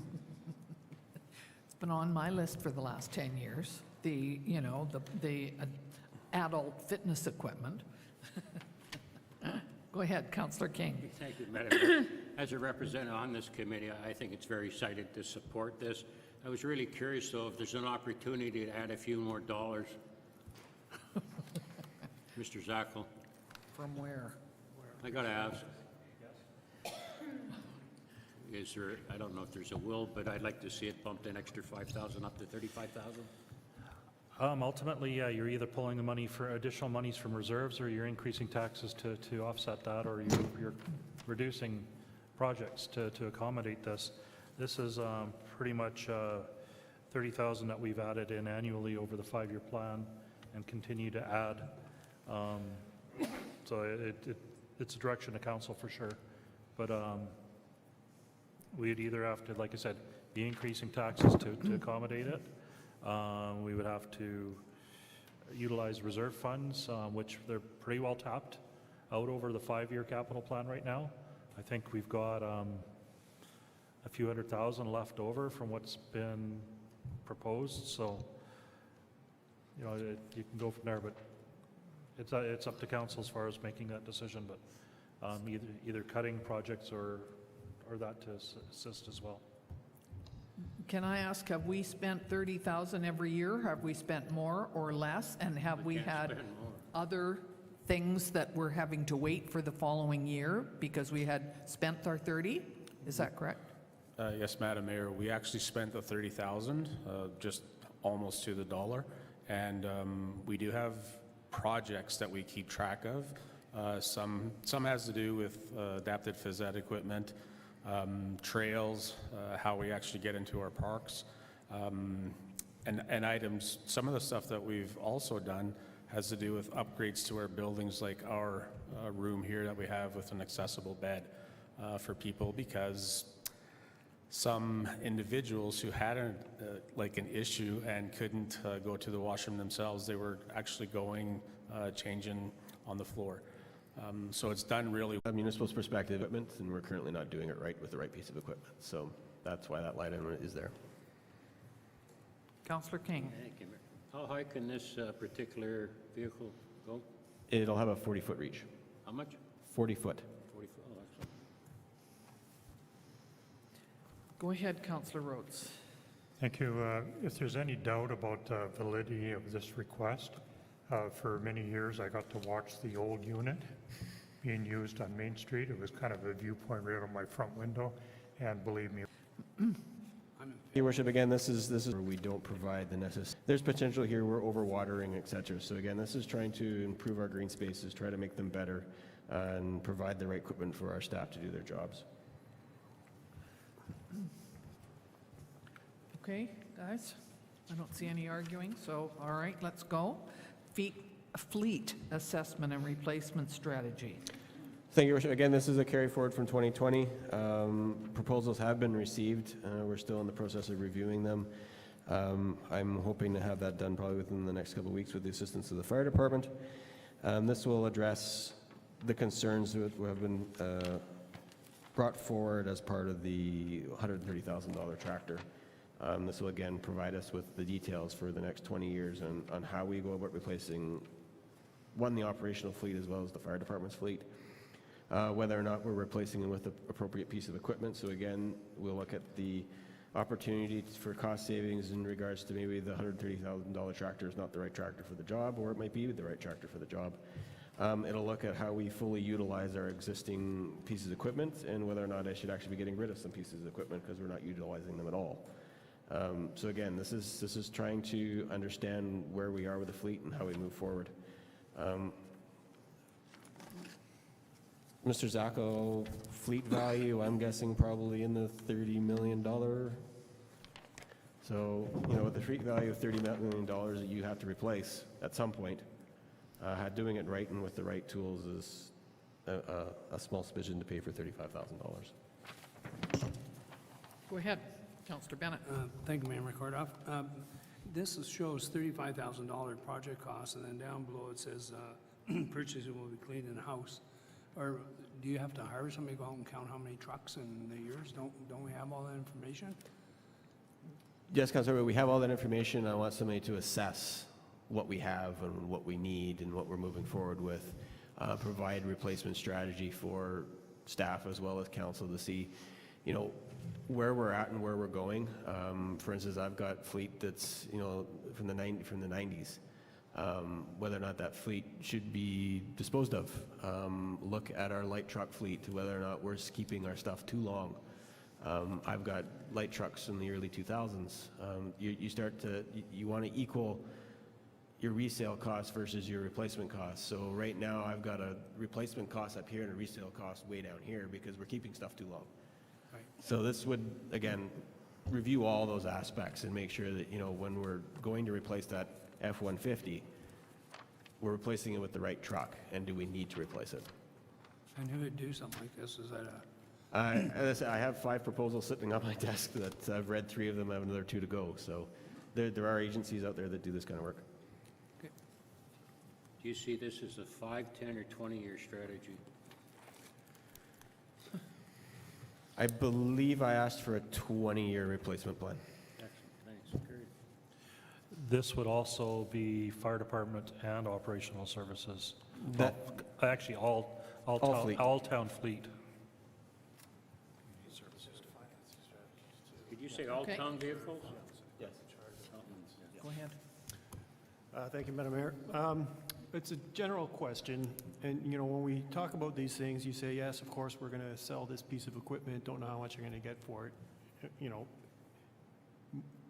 an estimate would be great because it would kind of offset the capital, but my question's more for Mr. Zacco in that when the Director of Operations sells an old pickup truck, where does that money show up? Does it, is there an income estimate? Yes, there is. So In it this, I was shows looking for under it, but I didn't see it. sale of equipment Okay. in our general revenue. So those monies go back into our general fund which pays for these And so, pieces. as part of this process, you make an estimate as to what that might be based on discussions with, you know, where it might come from? So as an example, I'll just find it quickly. Oh, equipment sales, I see it right here, land and equipment sales. Yep, so we basically sold, we had budgeted to sell only 10,000 last year. We actually sold 58,000. It's actually going to be increased up to 61,000 because there was a trailer that was disposed of in December as well. that So we just received. the 10,000 that you have for an estimate for 2021 is a wet finger guess? Or is It it is- based on it is discussions, definitely. you know, who's selling what, what are the proposals to replace equipment and what might be sold and, you know? Yeah, historically, that knowledge was never there and it wasn't provided. As we go forward, Jared would have a plan of what units he's planning on selling. Yeah. With that, we would then, that would be something even through the fleet assessment of, Our tax needs would be similarly impacted. yeah. May that's a may I good comment thing. on that, Your Worship? So the concern I have with making that statement is the fact that I can't dispose of this equipment until I have the new equipment in play. And with the delays in equipment purchases nowadays, it's possibly it could be 2 or 3 years before you see that adjustment in the thing. So I caution council on wanting to see that year in and year out because again, we ordered the aerial this time last year and I'm just getting it. So there's probably a year to a year and a half delay. So we could try to forecast that as best as possible. That's what I'm asking. Okay. Okay. Okay, thank you. So we're okay with that one, and now we have the knuckle boom replacement. Didn't we just talk about that knuckle boom back here? Thank you, Your Worship. As noticed, this was financed through the water and wastewater budgets, so this doesn't actually have any impact on general revenue. However, yes, it is a $100,000 boom to replace our aging unit. We're putting on an existing frame and chassis. The existing boom, as Councillor Rhodes has so nicely pointed out, is getting up there in age. The controls are touch controls where you're actually physically connected to the boom should you connect with overhead wires or anything else while using it. A new boom would all be remote control, providing that separation from operator from machinery. And again, would be large enough for lifting. Its majority of its life now will be for our chlorine tonners for servicing both our water and wastewater systems. Okay. All right. Is that all, Jared? For now, yes. Your For Worship. now. Now we're going on to... Go ahead, Mr. Davis. Thank you, Madam Mayor. Southeast Meadowlark. So when the Southeast Meadowlark subdivision was being completed, we actually identified an area to have a playground. This is a carryover that was done, I believe, 2 years ago. We didn't follow through on anything last year due to the fact that we were going to get some extra land. We did get some ideas from a few companies with site plans, and this is hopefully will be done this year. The area that has been dedicated is now larger due to the developer providing more land. Gina might be able to tell you more about that, but that's where we are with this. So can I ask, is that none of the other homes, the new homes have been built yet, have they? No. So is this area, which includes a little bit of land from that second Correct. phase, is it ready to be built? So, thank you, Madam Mayor, and thank you to my colleague. Yes, so what the idea is that with the new subdivision abutting up to the back of this particular area that was identified when the town did the subdivision for Phase 1, it occurred to me in concert with the developer that if we had a little bit more land added onto that at the back, we could provide both a trail linkage to the new subdivision so the kids could get through that way, and also provide a nicer, flatter space to put some possible playground equipment. So Gerald and I have walked out to the site and we feel pretty excited about it, and so does the developer. Something to that. Yeah, it is from general reserves. Okay. Reserves or revenue? Reserves. Reserves. So parks revenue, reserves? Okay. So it's, okay, 90 from reserves. Okay, we're okay with this? Thank you. Cork lines and hardware. Thank you, Madam Mayor. This item is for the cork lines that we actually have at our beaches right now. Currently, the ones that we have done us for the last 8 to 10 years, and we definitely need some improvements. We have talked about doing some different things, less line, but it is something that we should have. We're also talking about putting more lines at other beaches, and one was at the RV Island Resort area, and that's just to cover what we would need for this upcoming year in terms of maintenance and new lines. Okay. Everybody's okay with this? This is something, and I had talked to Mr. Zackel about having a pre-budget approval. The local contractor who does this has asked if we can put a deposit just so he can actually order the equipment, because it might be a while until it gets here, and he actually makes the lines himself. And I'm not sure how, if we can do that or not, but. So do you need a separate motion for a pre-budget approval? Sure. So if we're okay with this, then would someone like to make that? Councillor Rhodes, Councillor King, all in favor? Thank you very much. That's fine. So community garden improvements. Thank you again, Madam Mayor. This is a carryover, $3,200 from the $5,000 that was approved last year. Basically, the remaining funds approved last year for equipment and to enhance the chain link fence. So one of the big things that they found just last year is that the fence is not quite high enough, and they want to put an addition on top of the existing fence, and we can do that according to our zone, and that's pretty much basically it. The actual garden actually wasn't open to the public, but it was used through the resource area, and it was very much welcome, good thing, so. Community kitchen, I think, used That a is lot. correct, yeah. So why would you need to raise the fence? Is it because of deer? That is one thing, but it's more to keep people out. They've had a few issues, nothing crazy, but they want to make sure that when people do start using it, that it is okay and it is safe to use. Okay. Everybody okay with that? Thank you. The dog park gazebo. Thank you again, Madam Mayor.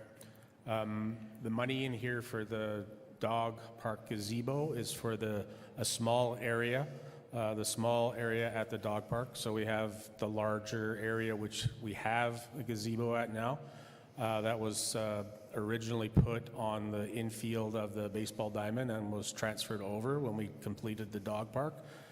We had plans to do a gazebo last year, but we weren't successful in getting a grant. This is a quote from a local contractor. The actual cement pad is already in place. We've done that last year, and we don't have an actual gazebo. We do have some comments from the people who go there wanting to make sure that we have some type of shade, and that's what this would provide, and for a place to sit down, obviously. And the water fountain that is in the larger area, is that anticipated too in the smaller area, a water fountain? No, we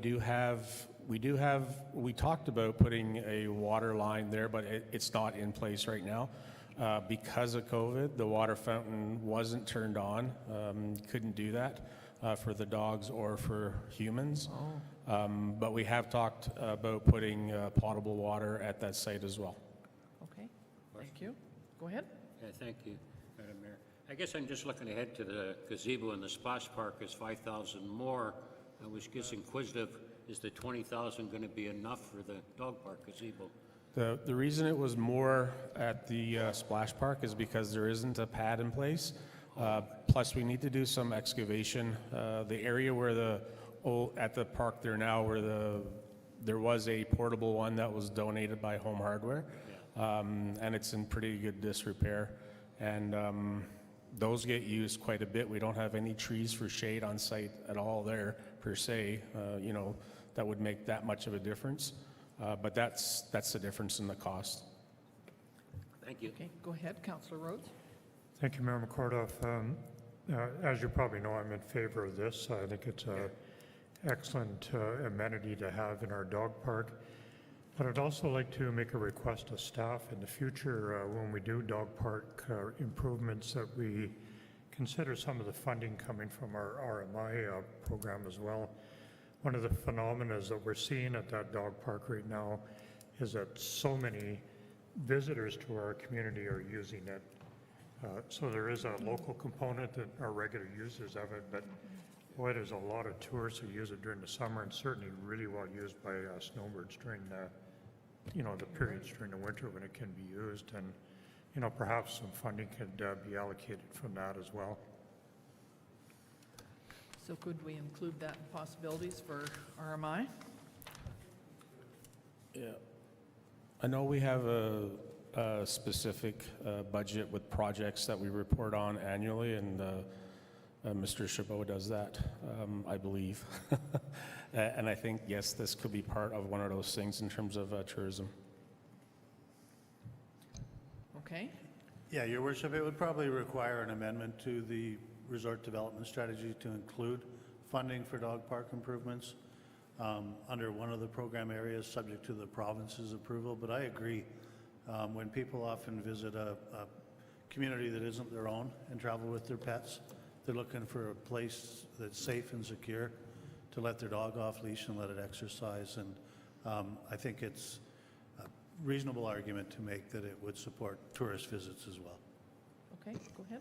Yeah, I just wanted to add on to the end of that. The reason for that particular request is that the committee that's been established to look after this is being quite ambitious, and I think we're going to see requests for more development in the future. So, while that opportunity is here, I think that'd be a good source of funding in the future. Okay, so we're okay with the dog park gazebo and the splash park gazebo, or you want to talk to that one? Go ahead. No. Thank you, Madam. Okay. Can you use the RMI for the splash park also, gazebo? Okay. All right, then, the dog park gazebo's okay. Let's talk about the splash park gazebo. Is there anything else that you wanted to add to that? Not really, Madam Mayor. It is a piece of equipment that would definitely help and assist for the patrons that visit there. Okay. Did you have something you wanted to add to it? Anybody else? We're okay with this one then, splash park gazebo? Okay, thank you. Desert Park RV site upgrade. Thank you, Madam Mayor. You were waiting for this one. So we're bringing forward Desert Park RV site upgrade. This is in relation to some of the issues that we've had at the Desert Park in relation to the relationship we have with Desert Park Exhibition Society. We have 3 RV sites where our sewer is not operating correctly. This has been brought to council, and council wanted to discuss this during budget. We also had a presentation from the society this past week, and I think they explained in some respects how some of these funds could actually be repaid back to the town, and on a continual basis just provide the town with revenue. Increased revenue. So before council here now, in order to do some of these improvements, we felt it was necessary to include electrical and water. Right now, the electrical service on site would not, be up to date at all for any RVs to be parked up there for any length of time. And same with the water. If we do look at anything that's in the ground, we don't know what we're going to find. We did look and had somebody come through, a company, and showed us where we had a potential issue, but they couldn't pinpoint anything or say that, if we dug it up, we could repair it. So what we have here is a project that's going to enhance that area. At the same time, we were directed by council to sit down with the society to see if they could actually, renegotiate a lease, and we've done that. And we had very good discussions in relation to the RV park and just the future use of potential revenue from that, plus the stalls, plus talking about some of the events like Mr. Shields was applying for in terms of the stage. So is this going to include 14 sites? Is that what you're planning for when Yes. you do upgrades? Yes, that's correct. Okay. Go ahead, Councillor Harvey. So when we talked about this, when it first came up several months ago, we talked about having a new license of occupation negotiated before we approved such a project, because, I, for one, would like to understand the payback. And what I saw in the presentation, in my mind, is inadequate, and we need to negotiate that up. But I don't know. I don't know what the status, you've had some sit-downs. Is there any draft documents in place, negotiation over those kinds of items, how it might work? And have you then signed a again, the new timing, lease? Are they willing to throw out the old lease before the December 31 and enter into this new one and connect the two? Yes, so they actually passed a motion through their board and it was unanimous. So they would have by the end of July of this year to execute a new agreement with the town. That's pretty much all they said. We talked about all the issues, everything from the manure on site, getting rid of it, taking care of the site, taking care of the barns, making sure that everything was part of the current and existing agreement that we had issues with. They took action right away. They got rid of some of the people that were on site that weren't associated with the society or with the barns or any of the equine, and they brought forward a plan, and basically from what they said, how they were going to generate revenue back to the town. I think it was in the tune of about $14,000 a year, and that included the RV sites and also included the barn stalls. I think they were a little bit under on the RV sites because they based their numbers on only 7 sites, meaning they were looking at what they have right now minus the one site where their resident manager stays. But we could actually look at that if this was done for 14 sites, 13 minus that one. So it would be a little bit higher. And I think the revenue, and again, there's no there's no guarantees. And yes, in my time here, I've gone through probably 4 or 5 different groups. We had very good people on board trying to do certain things. I find this group a little bit different. I think they're a little bit more realistic. We're not talking about gaming. We're not talking about other levels of government. We're not talking about partnering or interfering with OIB stuff or anything to that effect. What we're doing is increasing an asset that the town has, addressing some of the aesthetic looks that are there, because it is a concern. And I think the people that are local, that live in that area, have a concern. The people that are on the board that came to the meeting and did the presentation, they live right there as well, in some pretty nice homes too. So it's a tough one. Councillor Rhodes, then Councillor King, and then Councillor Harvey. Thank you, Mayor McCordoff. So I'm feeling a sense from some of the staff that the anxiety level is quite high with this particular project. I certainly share that. I don't really know, I don't have a firm plan in my mind about what direction that we want to go in. I really like the presentation that we got. I like the vision of where that park is going to go. Some of the opportunities that they're exploring right now are awesome, and I think it's a really, really good board to move forward with that. Being a veteran of council, been around a long time, I can remember when that facility sat for 25 years and nobody even went in the yard and that kind of thing. And it just, you know, I mean, it's got good energy right now. But this is not really about the overall concept. This is about repairing a very, very small portion of it, and it's an enormous cost, profoundly. I mean, it's a huge cost that, you know, somehow I feel that they could move forward with their vision without doing this right now. I mean, you know, I'm so shocked about the cost of how some of these projects come in that it just makes me very wary about the overall benefit of it. They could, you know, we could, so just to embellish it a bit, we could close that park down, fence it all off for $15,000 and don't allow anybody in there, and their vision could still continue with the park.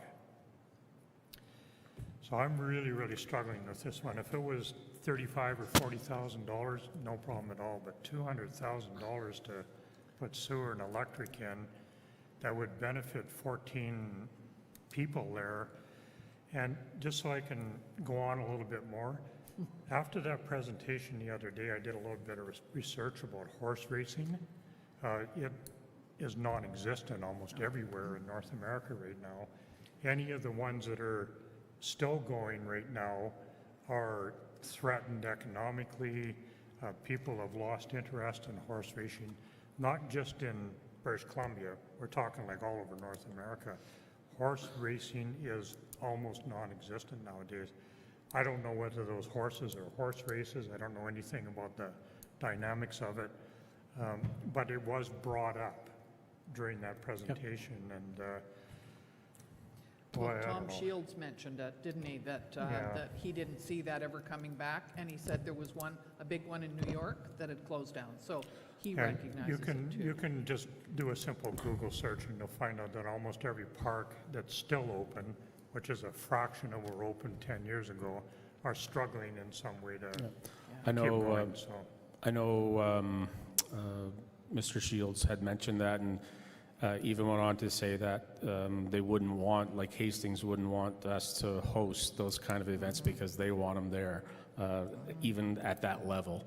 One comment that you had made before, I don't think we could close that down. I think if we closed the RV sites, they wouldn't be able to stay solvent because they rely a lot on the revenue they get from those.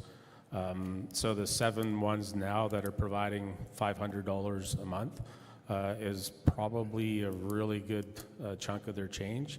And I think if that wasn't there or if it wasn't available, I don't think the board would do anything. Okay, everybody on council wants to talk, so Councillor King? Yeah, thank you, Madam Mayor.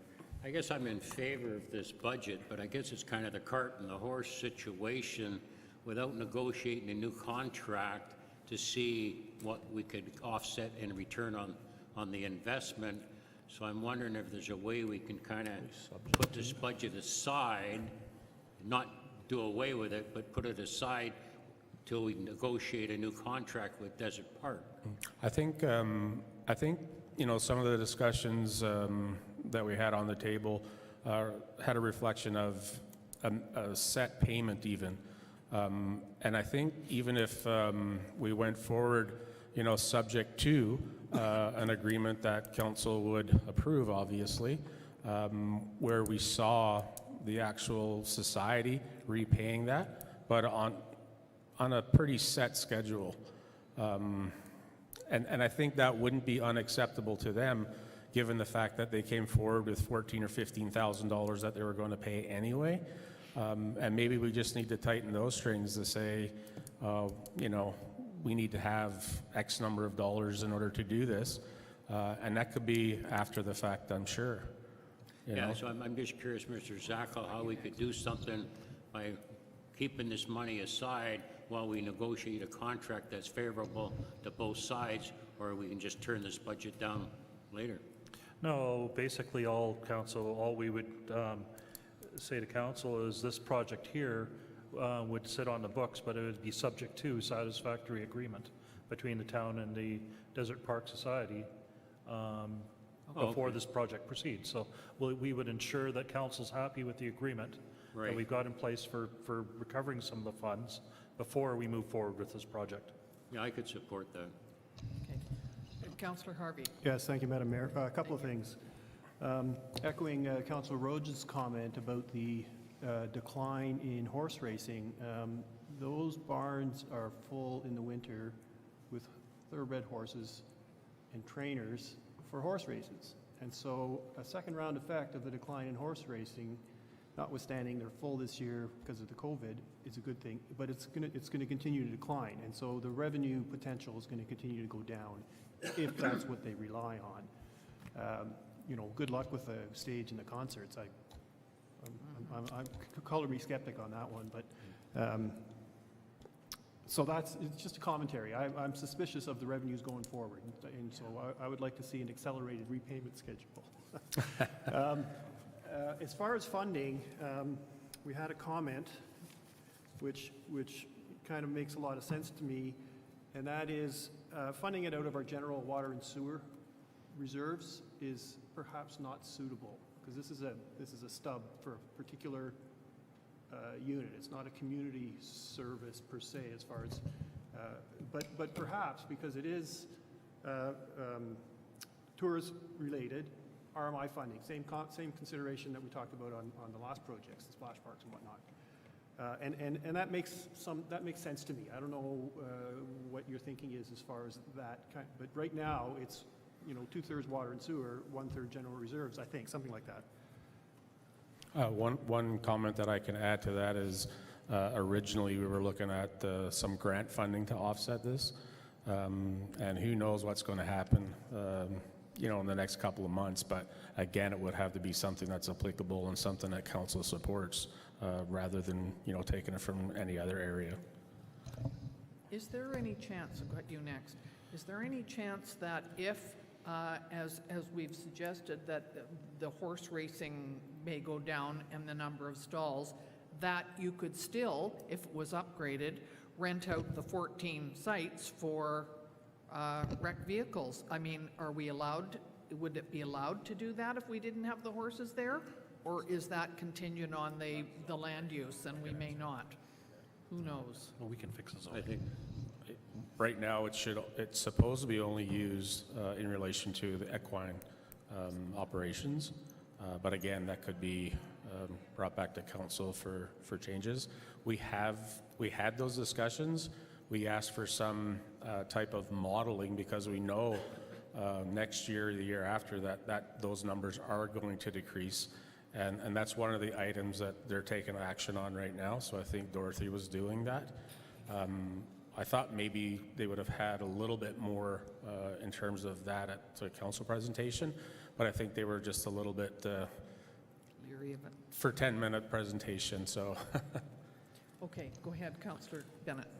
Thank you, Madam Mayor. I think the big thing concern to me is that if we don't do the upgrade, and there's only 12 sites and 11 sites and 10 sites, and if those people that are in those RVs are the ones using the stables, and they don't have a place to stay, they're not going to come here and stay downtown. They're up beside their horses, staying in their trailers. So I think if we're going to do it, we have to look at upgrading, because we can't, if the barns are dangerous because it could burn down because of electrical, and they haven't got water or sewer there to hook them up, we have to look at the whole picture, not just say, oh, maybe they could still rent the trailers out. I think it's got to be the whole picture looked at as a. Go ahead, Mr. Zackel. Something as well, yes, we're showing the funding being from general sewer and water reserves to pay for each of the components. But as the recovery of funds comes into play, that's when we can have the repayment back to those funds to pay for the temporary financing of these.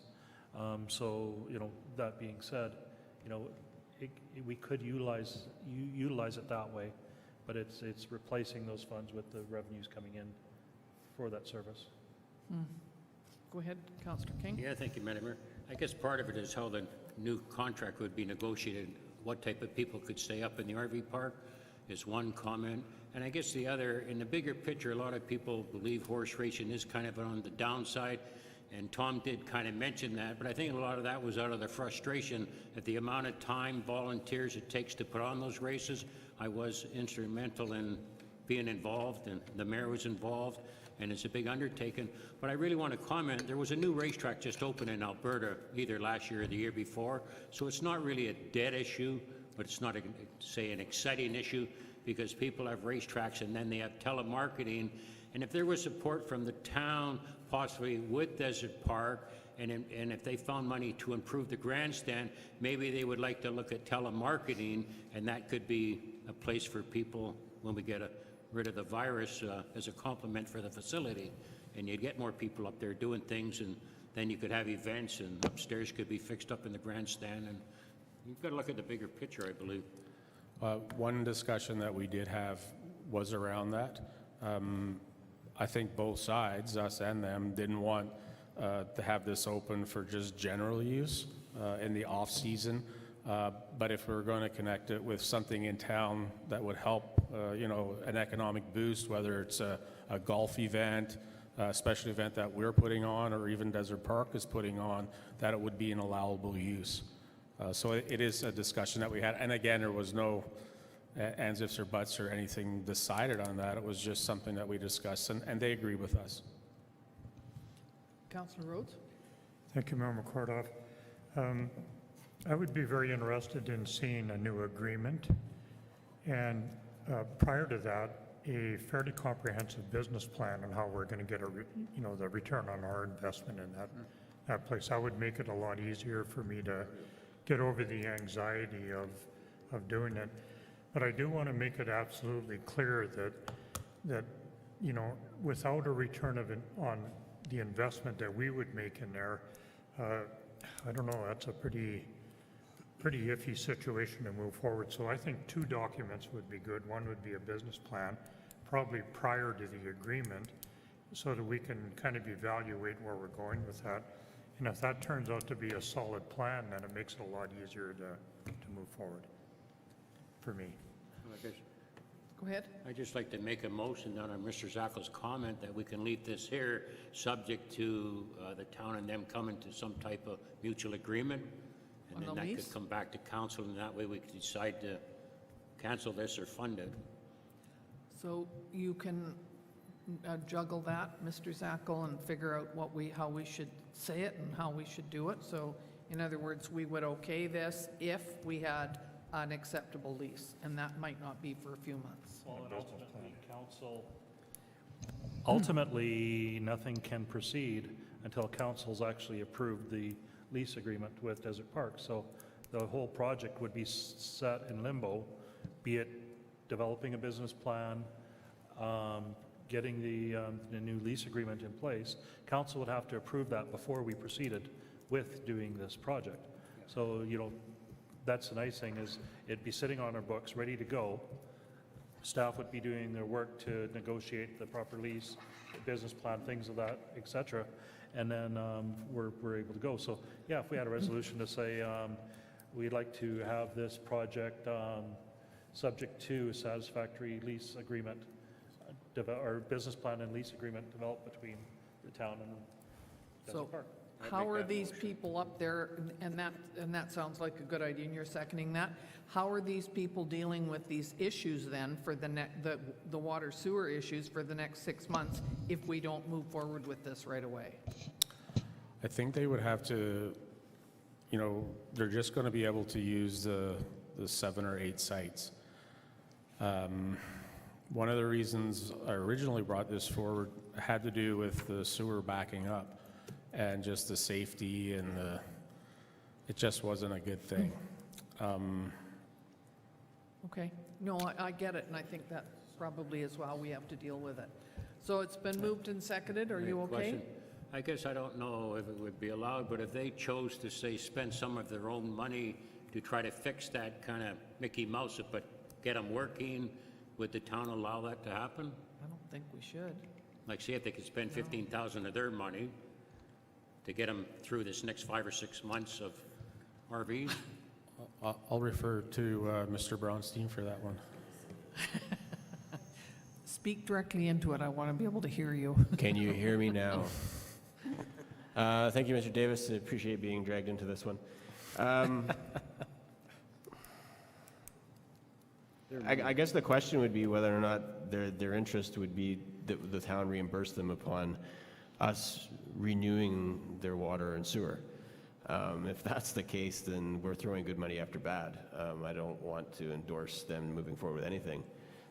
If they're wanting to move ahead on their own grounds and they want to make the necessary repairs to their infrastructure on their property, by all means. But if the intent was that once we did the capital improvements so they get their initial contribution back, I'm recommending no, that we don't allow them to do anything. I'm not interfering with the grant opportunity. I'm just saying a way for them maybe to utilize the extra 3 spots, and that would recuperate their small investment if it was only 15, 20,000. They could recuperate it, but they need the okay from council, I believe, to move ahead with that. I would think so. It's our property. They can't be doing stuff like that without our okay, can they?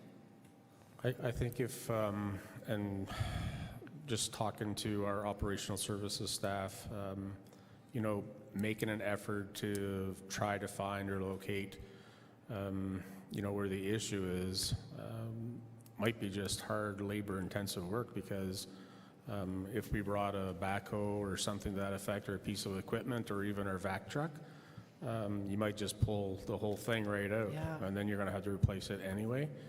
But you know, if we told them they can go ahead, dig it by hand, and see if they can find a broken pipe, other than that. But if they did that, or if we even did that, and you know, if we're lucky, we'll be able to fix it. But if not, we're just asking for a lot of trouble. Could shut and down. then that'll dictate how we move forward anyway. Got you. Okay. But doesn't that, Property, I don't think so. And that goes against the actual agreement, Don't ask them to figure out the insurance on it. Okay, so we have a motion on the floor that we, can you read it, please, Mrs. Hilson?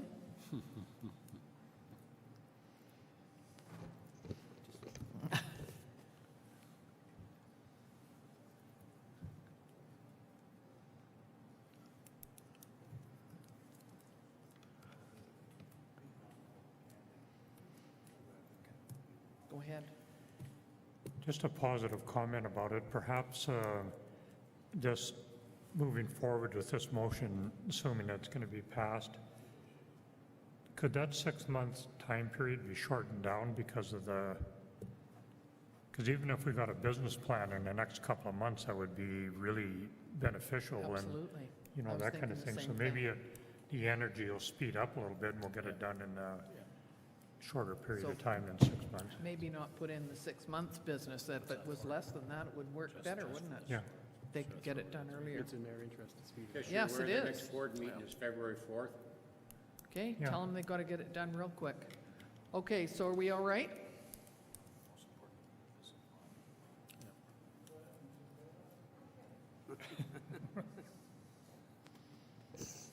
That the Desert Park RV site upgrade project be on hold pending a business plan and negotiated operating lease. Okay, It seems to me we want to include it in the 2021 budget, subject to that. Yeah. So, and I didn't hear any Yes. words to that effect, right? so can we put that in there? Friendly amendment.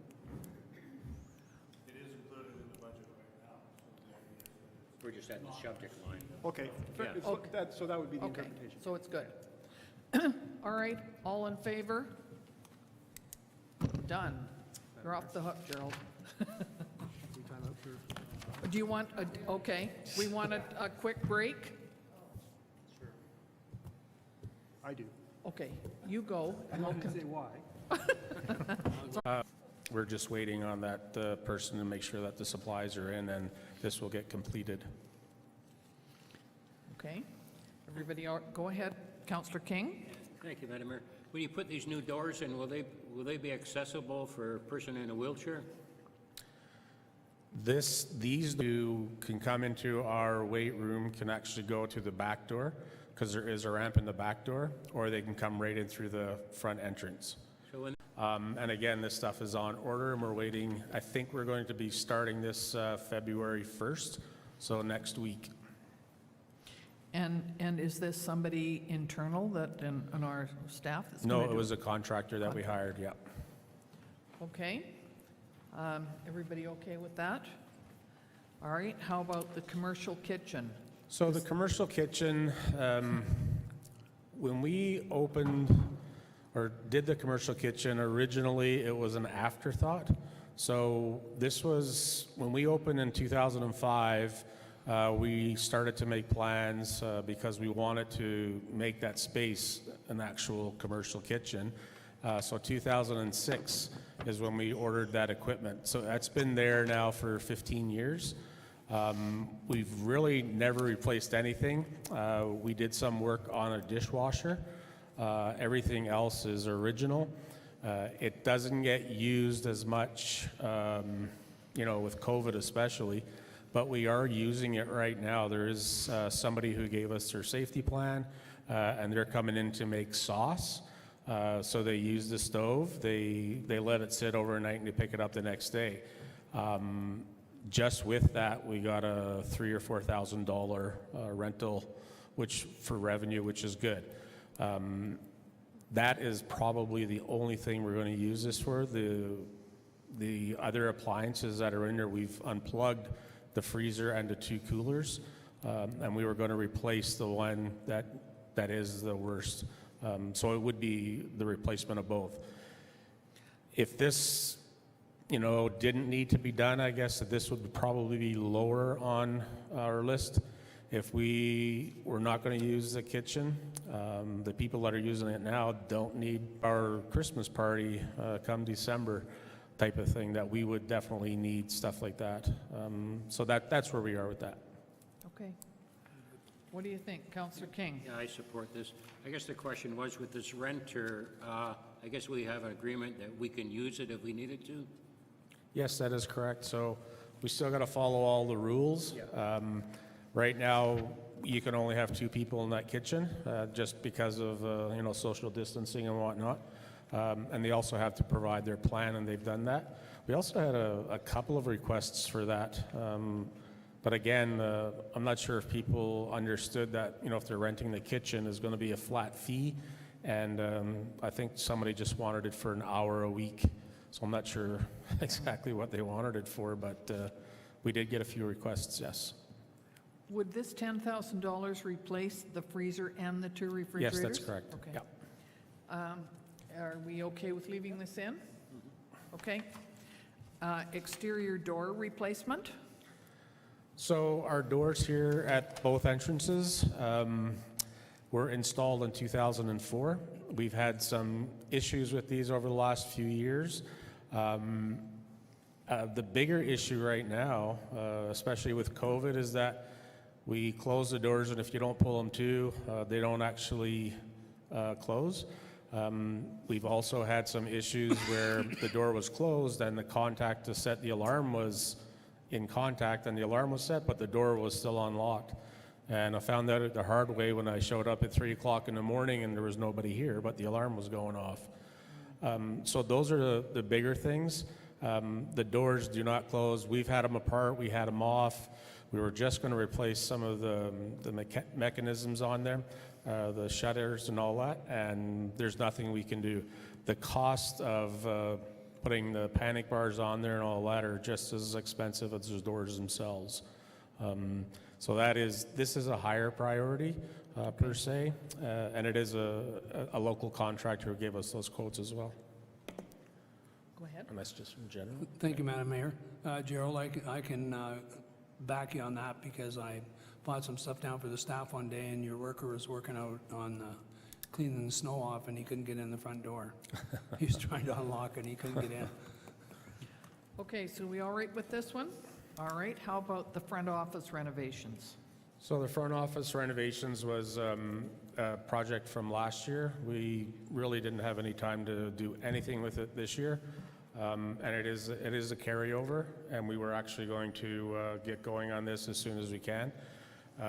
Some of the things that this addresses is our need when we have our registration days and we got 15 or 20 people in the hallway and we can only have one person up at front.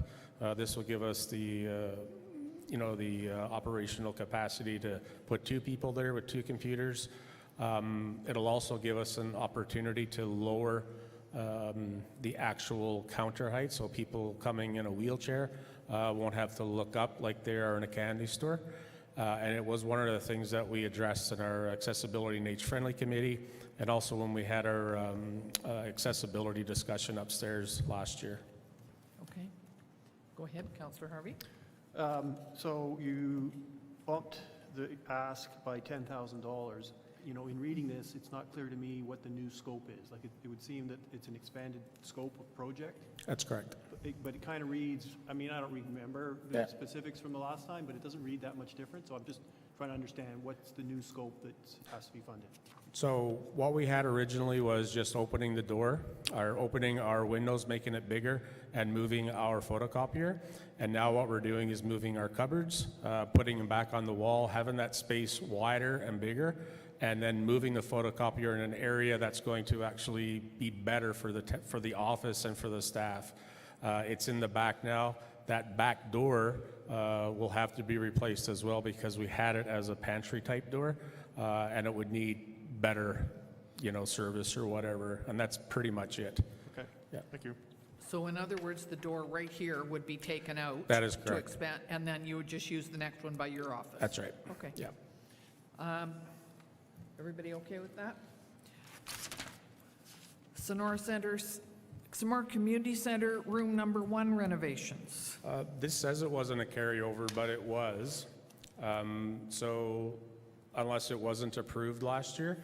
One of the big things in room 1, and I think we've all been in there, we wanted to put some kind of divider like we have up in rooms 4 and 5, not to that extent because that was a little more pricey, but to actually use that back room as an actual storage, and that's what we use it for now.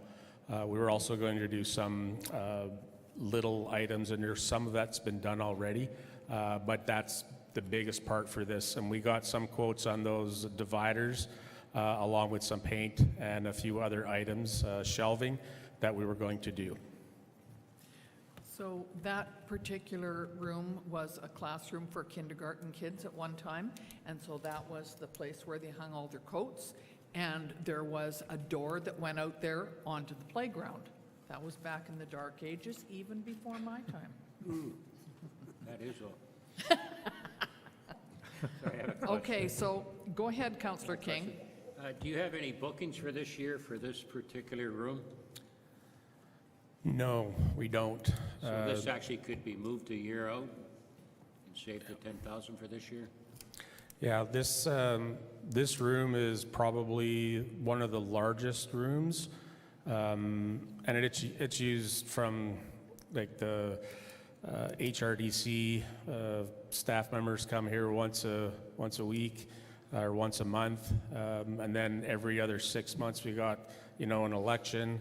The EOC, or Emergency Social Services, ESS, uses it when we do certain things. It's used quite regularly, but if it was, something that was, bumped up to next year, especially this time right now, it would be fine. Yeah, no, then that's what I'd recommend, that this gets moved to 222. Are you seconding that? Okay, all in favor? Okay, sounds good. Thank you very much. Now we have Trail Acacia Court to Sewewas. Mr. Brownstein. Thank you, Your Worship. So this is a $25,000 carry forward from 2020. This is to assist in the design of Acacia Court Trail to Seuss Provincial Park, otherwise known as Haynes Point. I believe Ms. McKay has applied for grant funding to complete the construction of this trail. We are still waiting to hear back from the province and the feds on that one, but again, this was a carry forward from 2020 to make sure that design did happen, to make sure the grant funding was fully utilized. So we have talked about this before. Yes, we have. A couple of times. So, Sorry. okay. Everybody, okay, go ahead, Councillor Rhodes. Thank you, Member Kordoff. So public consultation, how will that look for this? This has a profound Thought that effect might come on, over to me. Thank you, Director Brownstein. Yes, well, public consultation will have to happen on this, and it's kind of timely, because public consultation in that area will also have to happen for updates to the Foreshore and Lake zoning bylaw. So we kind of thought we might be able to roll all that into, in together. It's not going to prevent the foreshore use of that area for the public, but it will no longer be seen as an extension of the properties on Acacia Court. Or on, on Acacia. I'm sure Mayor McCordoff will concur that that is a huge issue, a huge, Right. add an adjective to that or an Right. adverb, a profoundly negative aspect of moving forward with it. Everybody understands, and the reason why I'm asking this during the budget process is that the pushback on this will be enormous. We already all know that from sitting on the community and the dozens of people that push back on this particular thing, and that energy has not gone anywhere. And I'm just wondering how that's going to fit into the overall project. So I see, I think most of the community that lives in that area, I've actually heard from a lot of them, since, of course, because this has already been on council agenda previously, when we were looking for support to apply for the funding. So the people that live in the area, even the people whose properties back onto that, don't see a problem with the trail. They just see a problem with them being told they can't use the foreshore exclusively. The truth is, right now, the town has a foreshore lease over that area. And all of our foreshore leases for all of our public lands and any property abutting, or foreshore abutting public lands expire in 2022. In that current foreshore lease, it does not allow the placement of anything in that foreshore. So regardless of what maybe was discussed previously with the inception of the Foreshore and Lake zoning bylaw, the truth is we have a foreshore lease agreement with the province that says we will not allow anybody to put anything in that foreshore. So if we were wanting to do some sort of lease program, foreshore lease program, we would have to change the tenure on that foreshore area. And that is something that I would be coming forward to council with in 2021, because alongside of the Foreshore and Lake zoning bylaw update, because those leases expire the following year. So they expire next year, right, 2022. So not just there, but everywhere. So also in the Foreshore and Lake zoning bylaw, just one sec, Councillor Rhodes, also in the Foreshore Lake zoning bylaw, they speak to a buoy lease program, where we would have opportunities for people to lease a buoy in the foreshore area of lands fronting public space. So we're going to have some very uncomfortable conversations in the coming year about how we see the lakeshore being utilized by our community and our visitors in the coming years. Okay, once again, the reason why I brought it up is I think everybody knows that, even the residents. I know how it's going to impact them. Right now, they're enjoying Right. access to the lake unfettered, except for the occasional walker that may go down. Putting a 3-meter wide sidewalk down there is a pretty serious statement about, and it brings it all. So it's kind of like not having a fence between two neighbors. One of them wanted and the other one doesn't, so you build one on your own property. Prior to that, it was just sort of a little bit of conflict. You put the fence up, and then that's a big statement. But I think, yeah. From ahead. from the high water mark down to the water is passable by any public, in front of private property or Yeah. otherwise. And Correct. So I don't really see that. And what I heard from Director Hospital is that the path seems to be okay. And so this isn't really an issue about this report. It's an issue about the foreshore, what we do with the foreshore That's correct. and lake bylaw, which is not on the agenda right now. No, I I appreciate mean, that. it's good to kind of understand that. And now that I understand it, next. And we will be discussing that in detail in the months to come.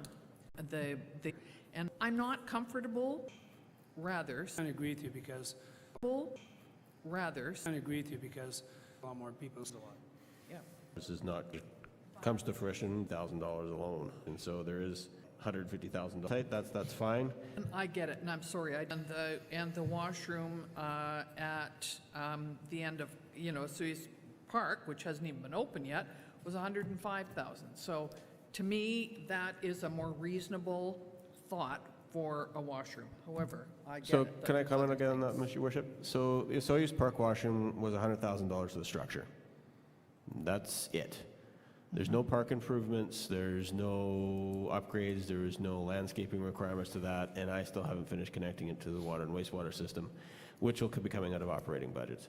So that $100,000 for realistic should have been about $150 for that washroom. The one at Goodman, again, you're looking at an already established park. I think servicing was right there.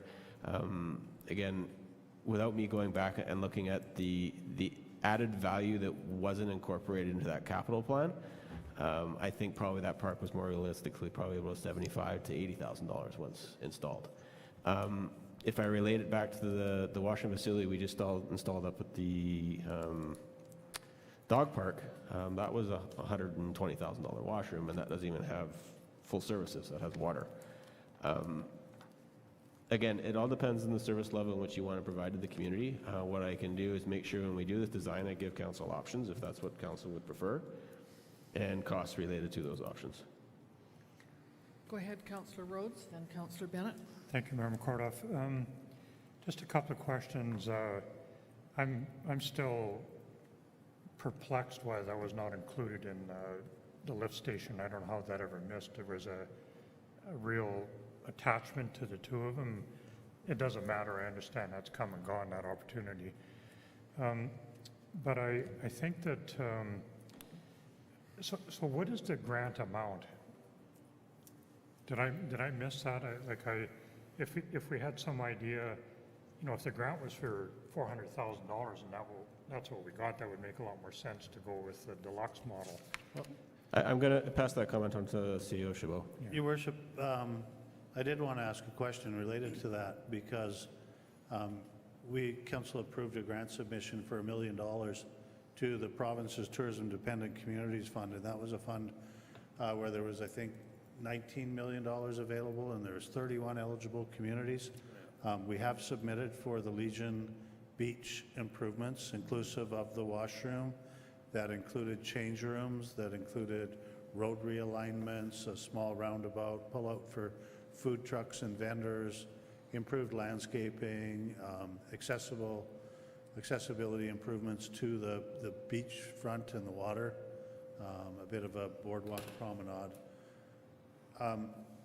Early indications are that we may get funding for the washroom component. And if council doesn't want a change room facility, then if we get the grant, are we going to delete that element? I'd like to know. I think you'd find more people willing to swim there if there was a place to get changed after that didn't include either a bathroom stall or the parking lot next to your car. I think it's not an overly large facility. It's not going to eat up too much landscaping or be intrusive on the beachfront. I favor going the deluxe model if we can get the funds. Okay. Is there anybody else that wants? Do we know what it is? The grant amount? No grant approvals have been announced yet, but we've had contact with the province's folks who are looking at the applications. And we applied for $1 million? We applied for $1 million. That's what I wanted to know. Okay. Go ahead, Councillor Harvey. So this would be like other items we've talked about, where we could approve funding to proceed with the design phase, but only proceed with the project if we got the grant funding. Or, and I would favor what Mr. Brownstein said, which is the scope of the design phase is for options. Washrooms only, washroom with change room, other, be creative, give us some options and cost it out. Because if at the end of the day, we have to fund it ourselves, I would want to have that, the lower cost option, scoped out. So I'm comfortable moving ahead, but with that expanded scope of the design phase, and it seems to me 45 grand is quite enough for that. I can support it. Okay, all right, well, let's move forward then. So water access point, South Gyro Beach. Thank you, Your Worship. This was a capital item, I believe, removed from the budget in 2019. It was originally on as a line item up until that point. The reason why it was removed was due to concerns with the ability to make any alterations to that section of gyro due to archaeological impacts.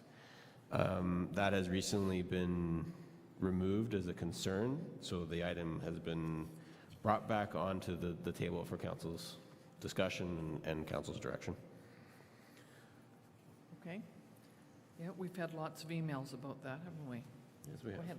ahead. Yeah, so I recall this in 2019, and we declined to proceed with it because it, that retaining wall is, 2.5 feet. The residents that use that to launch their kayaks, they want some stairs, but I don't see that as absolutely necessary for a 2-foot drop and for 35,000. And my recollection from 2 years ago is that's why we didn't proceed with it, because we I wasn't convinced of the need, and the rest of council wasn't convinced of the need either, notwithstanding the letters we get. I think it was because we couldn't build down there because of the issues with the bridge and the water, yeah. But there've been a lot of people that do go down there and swim there, and I think that was it. The letters that I recall didn't mention kayaking. They mentioned actually being able to get down the stairs rather than going all the way down and around. So that was, go ahead. Yeah, thank you, Madam. I guess when you say the South Gyro Beach, approximately where are you talking? So it would be the entrance off directly across from Kingfisher, would be that section of Gyro Beach. What did you say? Kingfisher. Kingfisher. Oh, okay. So it's really close to the bridge. Yes. Yeah, but isn't that kind of a danger, being too close to the bridge? There's swim buoys, et cetera, and yeah, as for transporting boats and launching kayaks at that point, Well, they fish there too. they fish there. And the buoys are out anyway, aren't they? Yep. So they're So safe. it'd be inside the Yeah. buoy, right? Yeah. Close. We'd have to. Somewhere there. Thank you, Madam Mayor. I just, when I've been down there and I see Jared's trucks going down and getting stuck in the mud, and a lot of people go down there to access to get the garbage and different things out of there, so basically that end is just a mud hole. So Well, it'd be town nice to have trucks I've something seen go decent down there. there. Yeah. Are you suggesting that you would come back with a bit of a plan and how this could be accessed and what you need to do? Is that it? So the plan, Your Worship, is actually to integrate this into a water project that is happening this fall. So with our water main upgrades that are going under the lake, I would look to incorporate this as part of that design. And include it in that design. That's recycling, that's not landfill volume. If council so please, I can bring back a design for your consideration. Yeah, taking into the concerns that we have, yeah. Okay. Would that work? Yep. All right. Increase on-site storage for equipment and tools. So again, this is a carry forward from 2020. Project is not complete. It was originally a $20,000 ask, and we are asking for the remaining $10,991 to be carried forward to complete the project. Go ahead. Just for clarity, the report says 75% of the work is complete, but, so you should only need 25% of the... I've shown you 50% of the cost, but the last 25% is the most expensive part. So it's a roof between the two sea cans that we've placed. Okay, just noticing the difference there. Okay. Shop upgrades. Thank you, Worship. Again, this was one that was carried forward from 2020, and due to the late arrival of our mechanic, full funds weren't expended in 2020, so I'm asking for the remaining funds to be carried forward, which is $13,106 for 2021, and I will not be asking for any further funding. Waive these tipping fees. Oh, sorry, I was just reading something. Go ahead. Couple of things. What's the split between purchase of specialty tools and the environment improvements? Sorry, you're referring to the OH&S upgrades, Councilor Harvey? Yeah. Okay. So the tools was, I think, 15, and the originally was 15, and then the shop upgrades was 15 as well. So I've only spent $2,000 of the shop upgrades. So you haven't bought any tools? I've bought a few, just not enough. Said I've bought a few tools, just not enough. So have you been outsourcing repair to people that have specialty tools needed? Not currently. We haven't come across that avenue until we start to get our... Again, I'm allowing my mechanic time to see what he needs before I spend the money, but the money's there in case he needs to get those specialty tools. Okay. Childcare expansion project. Would you like me to speak to that one, CEO Chabot? Yeah, or we both could try. Okay. Your Worship, the implementation of the project to spend the approved grant funds from the UBCM Child Care Space Creation Grant obtained a couple of years ago was delayed while the town, in partnership with the society, applied for additional funds through a ministry grant program, and they were trying to acquire an additional $3 million, which would have allowed really substantial improvement to the amount and the level of childcare provided in the community. They got word they were unsuccessful in late September last year, and so now they've decided, instead of continuing to apply for more grants, to build what they've secured. It's a town-owned facility. The town got the grant. The town is responsible for the funds, so the town needs to direct the project to build it. The first challenge that we faced, I guess, was the grant timeline, and the approved grant had a deadline. You needed to spend the money by the end of June this year. That simply isn't going to happen.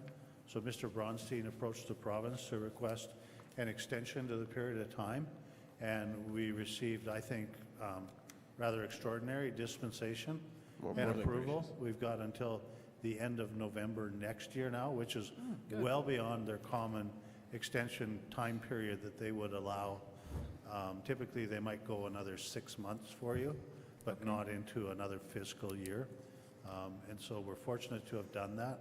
Mr. Bronstein has worked, and I think it was just issued today or yesterday, was a proposal for a construction management person to guide the process. Funds are going to be tight to complete and meet the regulation requirements with respect to space per child, the number of additional child care spaces promised. It's going to be a challenging project to bring in on time and on budget, even if things go well.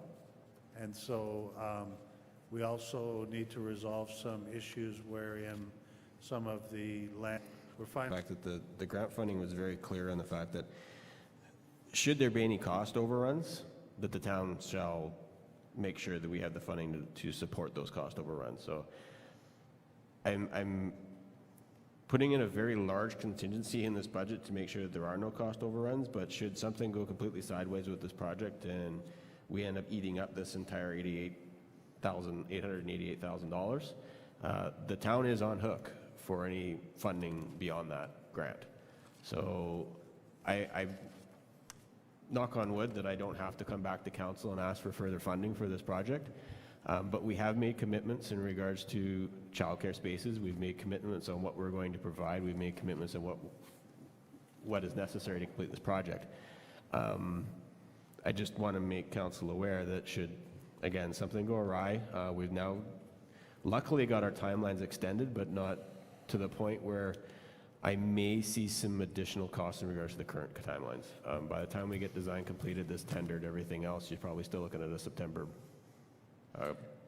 groundbreaking. So if that's the case, you don't get your tooling and environmental. that's fine, Your Worship.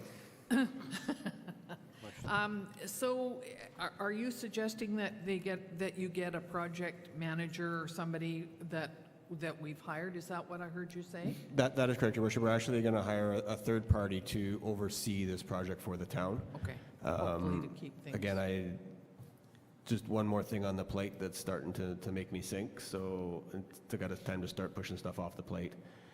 This project is going to be a go. Timeframes are tight. There's going to be some stakeholder involvement that may turn interesting. So again, we need somebody to spearhead this, to stick handle all the issues and hopefully make a project in completion on time and on budget. Okay. Then number 1, 2. Your first. Thank you, Member Kordoff. Could you just elaborate on the contingency part of it? Do you have a certain percentage for Is your contingency, or- plan to make the goal $888,806, including the contingency by reducing the size and the scope of the building to accommodate that, or how exactly you're going to handle that particular aspect of it? I don't know how much detail do I well, okay. The grant application said we're applying for 3,200 square feet of new childcare space. In reality, we're only constructing 1,375. So what I've done is taken that 1,375 and maxed out any potential cost overruns on that 1,375, cut back on some of their requests for new furniture, et cetera, and basically said that I'm taking 5% of the total cost and I'm sticking it in the bank until I know I'm in a comfortable position to release it. And we may look at purchasing some of that furniture or adjusting our finishes at the last minute or anything. But basically what I've done is said, no, this money is the town's until such time that I feel comfortable we can release it. So basically I come back and said to them, you only have $780,000 to make this project happen. Okay, yeah. That's a great Okay. answer. Go ahead, Thank you, Mayor. Councillor King. Have we resolved the issue with the school district? Because once they hear we're moving forward, their prices are going to go up. There's no idea to build a building on any of their property and require a subdivision or sale. It's to get an easement and a right to use for a 20-year time period. That's correct. That's what we have? No, that's what we're in negotiations about right now. I'm working with them on that. Okay. So it's just an easement over their property for use for the school, And what if they say or no? for use And of what the happens school if they lands say for the... no? They won't say no, they've already agreed to it. We're just working out the details. Okay, that makes it easier then. Okay. Okay, good. Next, Town Hall, space needs assessment and pre-design.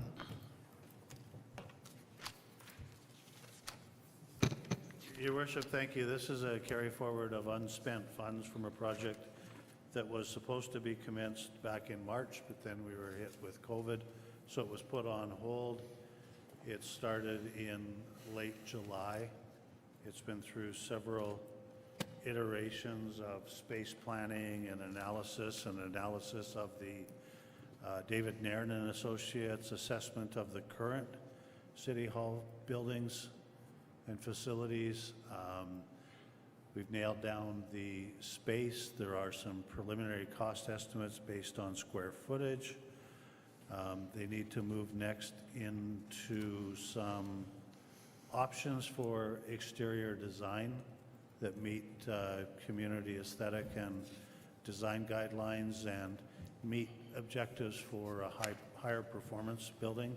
We're not trying to achieve a LEED certified or anything, but it's getting very near the point where we need to present some of the options to council and some of the reports. It's been really difficult doing this project because I've been doing it entirely remotely. There was one in-person visit so far from one of them for a day, and otherwise trying to do it remotely in everybody's busy schedule. So a lot of the holdup has been probably on account of me and having other priorities in front of me, but I think council might see something in the next month or so. Okay.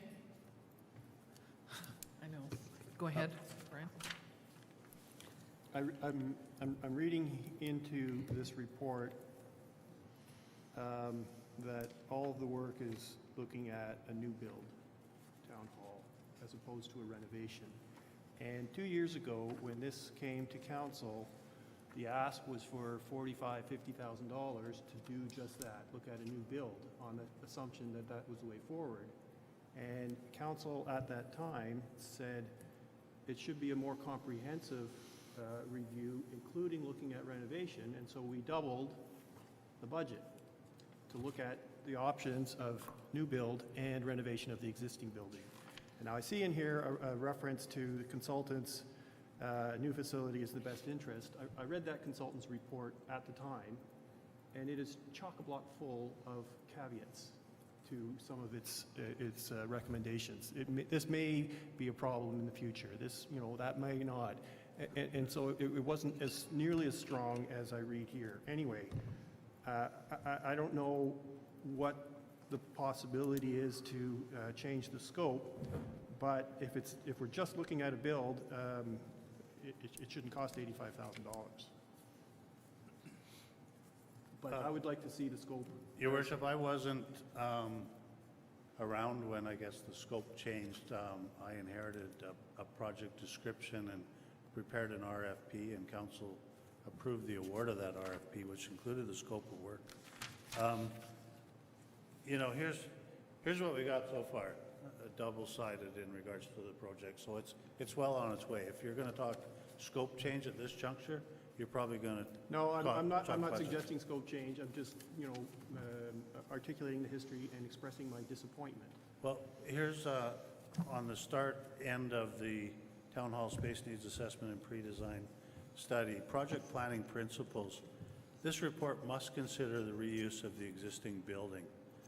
And then they go through it. And then they do an analysis that runs a couple of pages in the feasibility study of the potential reuse of the buildings. And they go a little bit further than some of the Nairn report items went and spoke to some of the National Building Code of Canada, the seismic standards, some of the challenges of upgrading and repurposing the existing space. They talk about the challenges about its functionality, its layout, its design, its efficiency, its accessibility, its use during COVID times and COVID restrictions. So it's actually in there.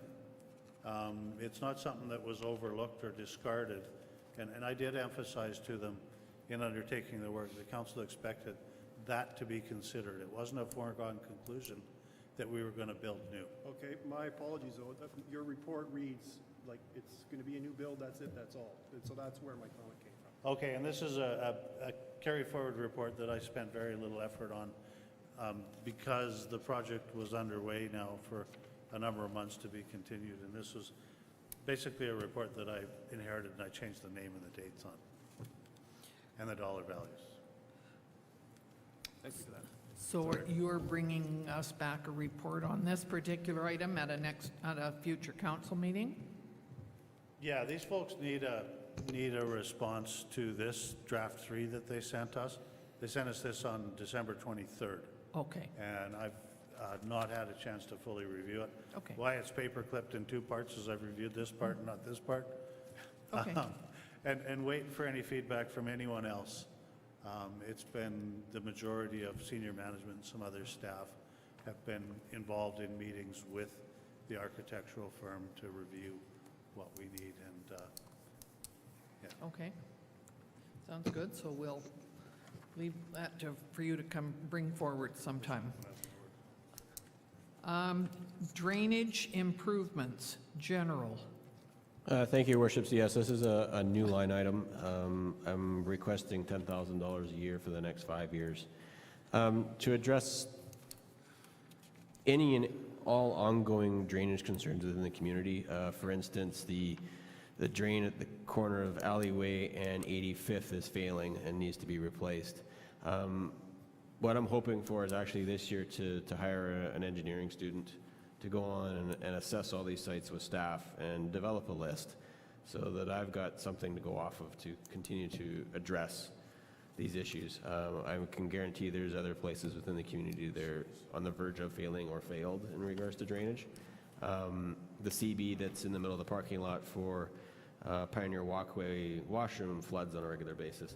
There's all these tiny little projects that need to be dealt with, and as we develop capital programs to address these things, this was just one small step towards trying to create actual capital management programs for each individual thing.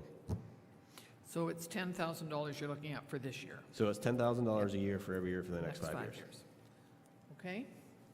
Okay with that? Main Street improvements. Thank you, Your Worship. I believe this one was just a placeholder and has been carried forward from years gone by. It's to provide, a small amount of money that'll buy maybe one bench and 2 garbage cans for potential improvements to Main Street. Again, I'm not 100% sure the intention of this in the past and whether or not, the $6,000 needs to be reimagined as something that's actually feasible. If you actually wanted to start doing some Main Street improvements and start looking at upgrading your street furniture, you might as well triple that number. Okay. It seems premature, given the sidewalk and the road budget and Yeah. that design and what it's going to look like. We ought not to spend $1 on this kind of stuff until that design project is done. So I don't agree with allocating $6,000 for this year for this project. I'm not saying this isn't, as an ongoing kind of thing to have in future, but not for 2021. So I move that this be removed. Deferred or removed? Deferred. Okay. Can I ask, The would the 22 to 26? $6,000, might that be used for flowers and the hanging baskets? No? Or is I that a don't separate think so, budget? Your Worship. I don't think that $6,000 is used for hanging baskets. That comes out of operational funding, not capital. Okay. All right, so that's a different fund. Okay, So we're moving this to 22 to 26. okay, so we've just moved it for a year? Do we need a motion for that? Yes? Okay, so moved, 1, so 2. Harvey, King. All in favor? Okay. Weather station. This has been on my agenda for 10 years. Your Worship, I try to make things happen. So yes, I have allocated or requested $100,000 for a potential weather station relocation from its current location at, Tamarack and Highway 3 to the airport. I have had initial discussions with Environment Canada. The $100,000 is past experience from myself.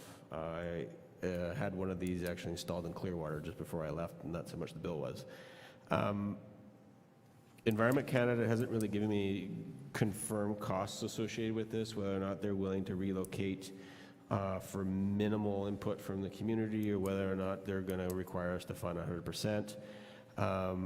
Again, in initial discussions, it was something to put on the agenda for discussion with council. I know CEO Chabot mentioned that there may be some opportunity for grant funding in regards to air access grant may be able to offset some of these costs as well. But again, it's there to make us realize that this is something that you want to happen. Your Worship, can I comment? This relocation, it's actually, it would be a new station, right?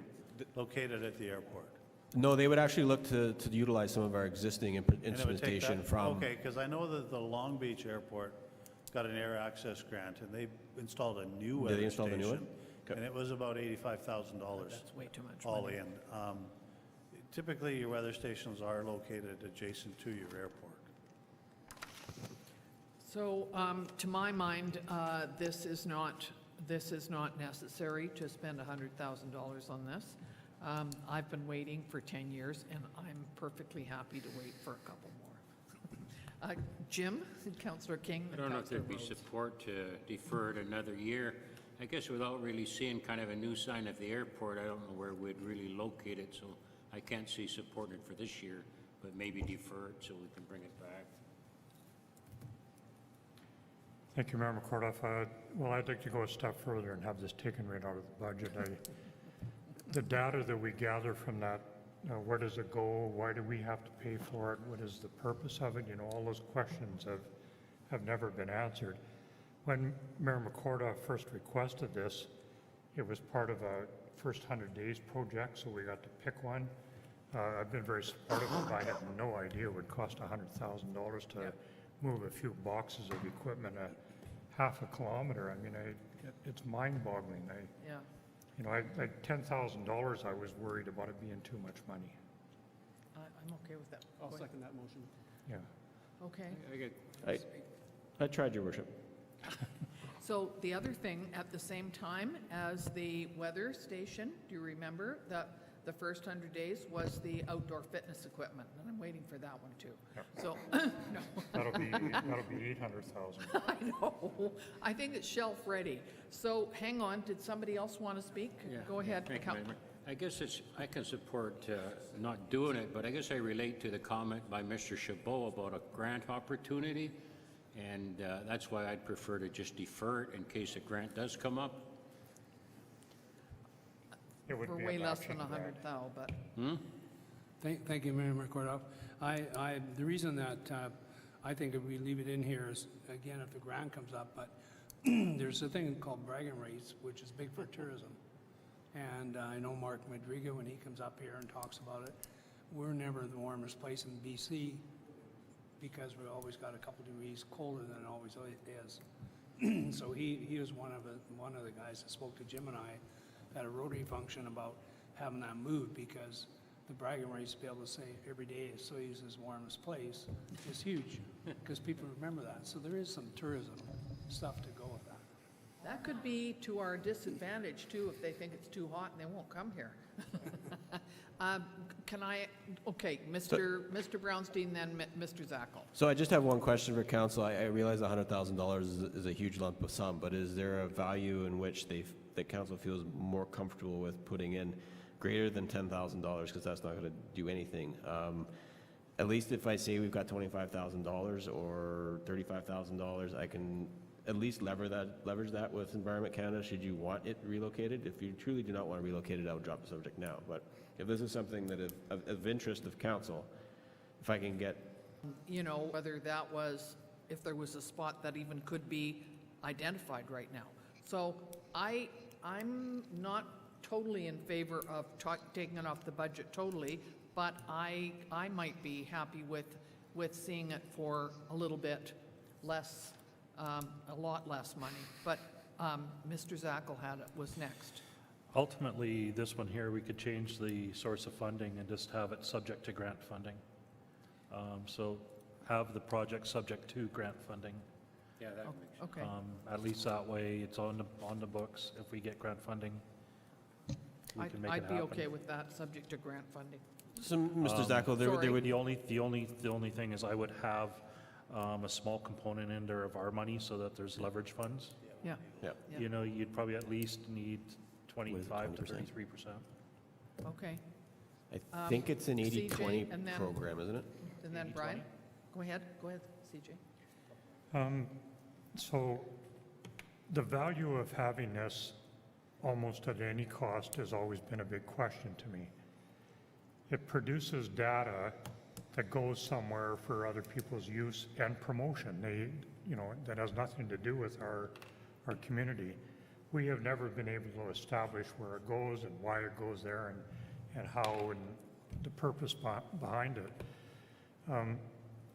Just to be argumentative about the suggestions of keeping it on there at some cost, well, why don't we wait until we get, some some grant information or whether we film it, because we can always bring it back. This is not an urgent matter. It's not like replacing a broken, I don't see any myself. And by the way, that is the motion that's on the floor, is to take it out of the budget. The motion is, and you seconded it. So did you want to, you go ahead and speak to it, and Yeah. then Jim, and then we'll vote. Yeah, you know, if Environment Canada wants better information, such as might come from the airport, then Environment Canada can move the weather station, period, all their dollars, 100%. That's how I see the whole thing. This grant funding, not grant funding, forget it. It's on Environment Canada. If they're concerned about the validity of the data from that location, then they should move it. Okay, So thank you, and then we'll take a vote. Mr. Chabot, would this work under our Provided, I think it does serve a public purpose. I think the ability to report on and become aware of local conditions, both for residents, both for visitors who may want to travel here.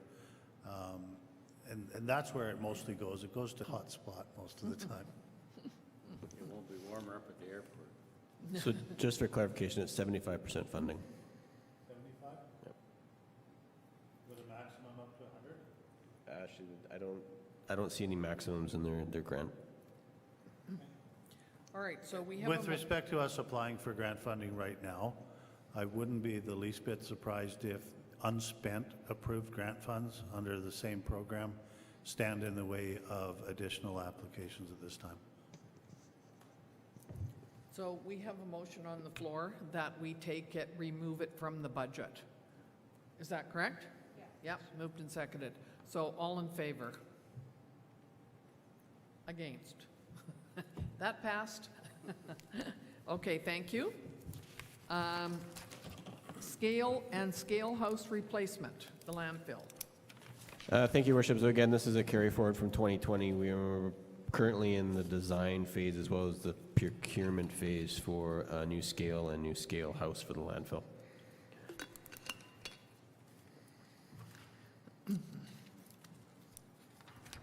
It's a lot of money. Go ahead, CJ.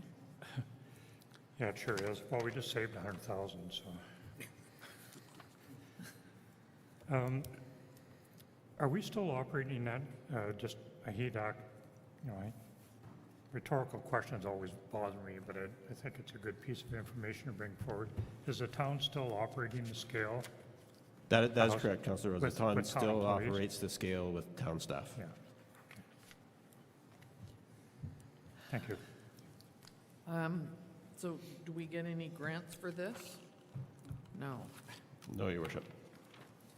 It seems to me that we should probably go with it. Nobody's arguing against it. Okay, thanks. Survey equipment. Again, Your Worship, a carry forward from 2020 in the process of actually trying to secure this equipment in the next 3 months. And this would be in conjunction with the 25,000 from water and the 25,000 from sewer funding as well, for a total of 75,000.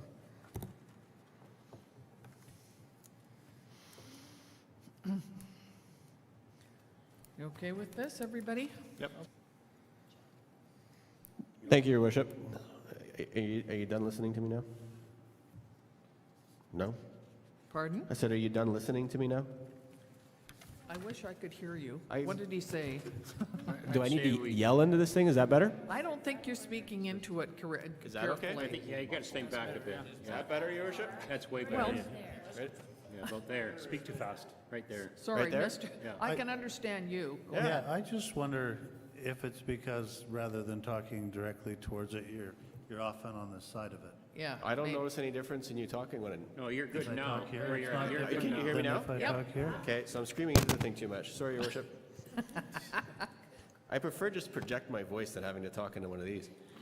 So yes, this is a carry forward from 2020. This is the closure, the temporary closure of 85th Street between Highway 3 and the alleyway. This project is currently underway. We've started to source the street furniture, some of the required landscaping, et cetera, for a May 2021 implementation. Go ahead, Councillor Rhodes. this was clearly identified in one of the priorities from, I've already forgotten the name of the, Downtown Revite? yes, Yeah. thank you very much. And it was well up on the priorities. And many of the businesses that will be impacted were a part of that. And, Yeah. and you've already bought the furniture to go down there, so we have to close it. That is correct. The furniture is on order. All right. I just want to clarify temporary. Yes. Sorry, Jared, he knew I was going to do this. Temporary to me says, let's have a look at that this summer, and why don't you tell us what you like, or give us some ideas? Not, we're not putting it back in again. This is to find out what works or what improvements we can do when we make it a permanent structure. That's the way I look at it, Thank you. just say. Well, I think Councillor Harvey had his hand up first. Doesn't Oh, matter. 1, 2, whoever. So, I guess it goes to the word temporary. I can see this in normal times I agree. being of use in a portion of the year. Is the idea to open that section of the street up for the balance of the year? Doesn't want me to touch that. Nope, you're done. Cut off. So yes, the original intent was to actually open that section road back up at the end of October. Okay, so we'd lift the barriers and the We'd furniture. risk it there, put we'd it take in- the furniture out, we relocate it for the time being, in order to allow time for us to design and build a permanent structure, should we be successful in communicating to the community this is a good thing. Okay. If we get communication back from the community, this is not a good thing, that's a decision of council to say, well, too bad, we're putting it in anyways. But that was the intent of this closure, was to only do it from May to October, remove everything, and then allow us to move forward with a permanent structure, which would be ripping up the pavement, putting down proper concrete, putting in proper tree wells, and establishing this as a courtyard. Okay. Councillor King? Yeah, thank you, Madam Mayor. I'd prefer to move this another year. I'm excited to make it happen, but I think the perception would be with this virus, we're actually creating an event for a lot of people to congregate. And I think it becomes a negative, even though it's outdoors. I think the actual, May 21st is a moving target in view of the health situation, but I think the funding to purchase the furniture and the flower pots and the whatevers should go ahead, whether it goes in this year. Well, that's, in May I'm or just not, saying. But the budget is probably largely for purchase of equipment and some operational to actually make it so. But, so I think we should leave it in and make the call on the basis of health status as to whether to actually install it or not. Because I don't think we should, I agree with Jim, I don't think we should be encouraging gathering when, under the current current recommendation from Health BC. But otherwise, I think it should stay on for the purchase of, and then, the installation goes or doesn't. Mr. Chabot? Your worship, I think that the use of the space by groups of people wouldn't necessarily be in violation of the order respecting mass gatherings and events. And in fact, I think that it would be probably the suggested guidance on dealing with the COVID-19 pandemic and providing economic recovery for affected businesses would support reallocating street space to public space, to pedestrian use, to seating for outdoor restaurants, because the much reduced capacity that our restaurants are operating at, and some as takeout only, I think it's a good time actually to be doing this. And I like the fact that we're going to try a temporary installation first, because we're going to get an idea of what works and how much we can put in this space. Because I've looked at mocked up sketches, and we didn't spend a lot of money on design. In fact, probably none. We're just going to try some fixtures in the space and see what fits, what works and what doesn't. And the idea is not for this to go away, for those that are concerned with the use of the word temporary. It lets us try out what's going to work. And if we got too many people in the space, and we need to remove some tables and chairs, then we need to do that. Okay. I just wanted to say, Jared, you're not the boss of me. No, I know. I was just going to say that the downtown businesses are very, very excited about this. And I just spoke with the chair of the Chamber of Commerce yesterday about this, and it's people are looking forward to it going in this year.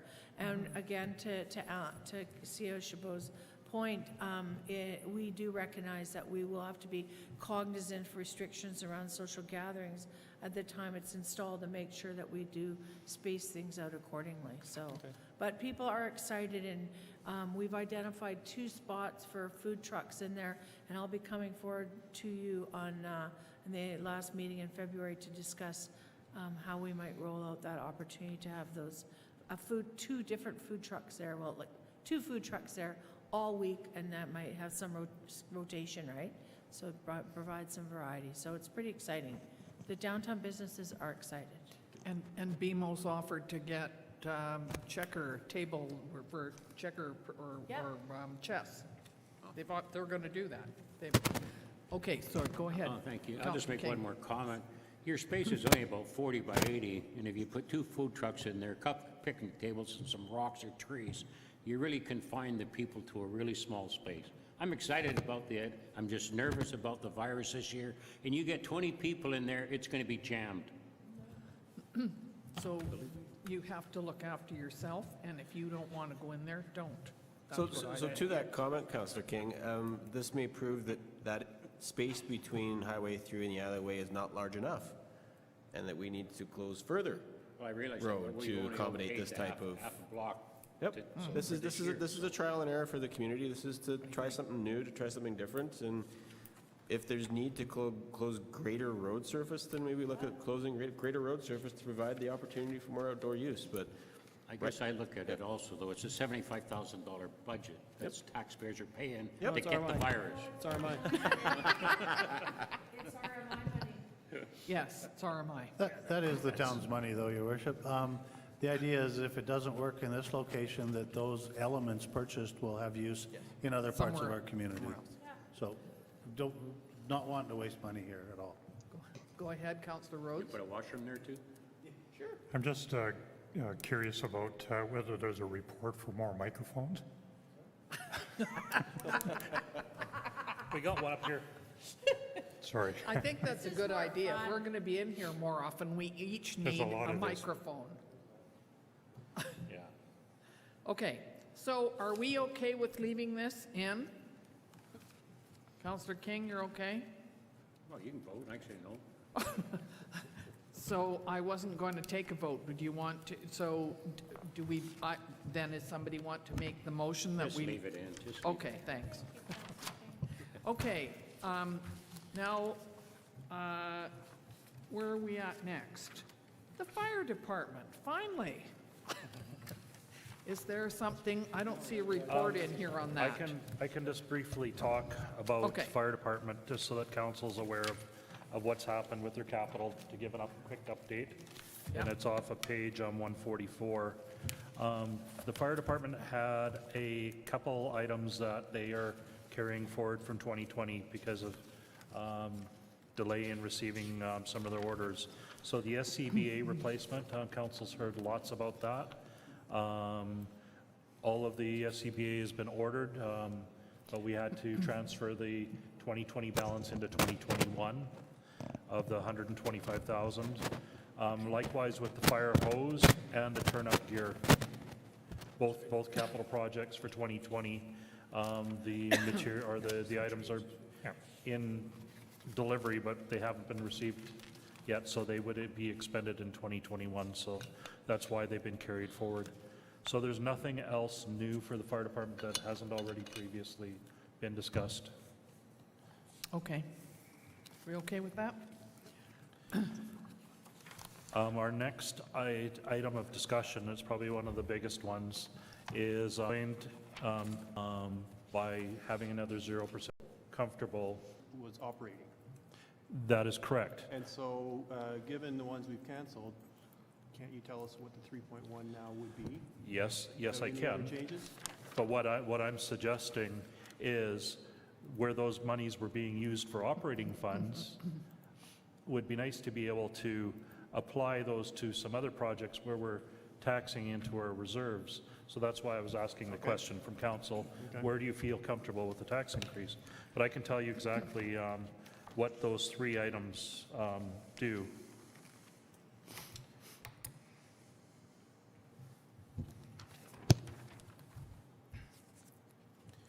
So it's a 1.4%, it's 1.4% of the increase is those three projects right now. So it would be nice if some of those monies were going back into some of the other projects to So instead of going down to 1.7% increase, go to a 2.4 2.0? or something like that nature or something. Having a 0% increase, we really saw the effect on our 5-year funding available for capital projects. It dropped off significantly.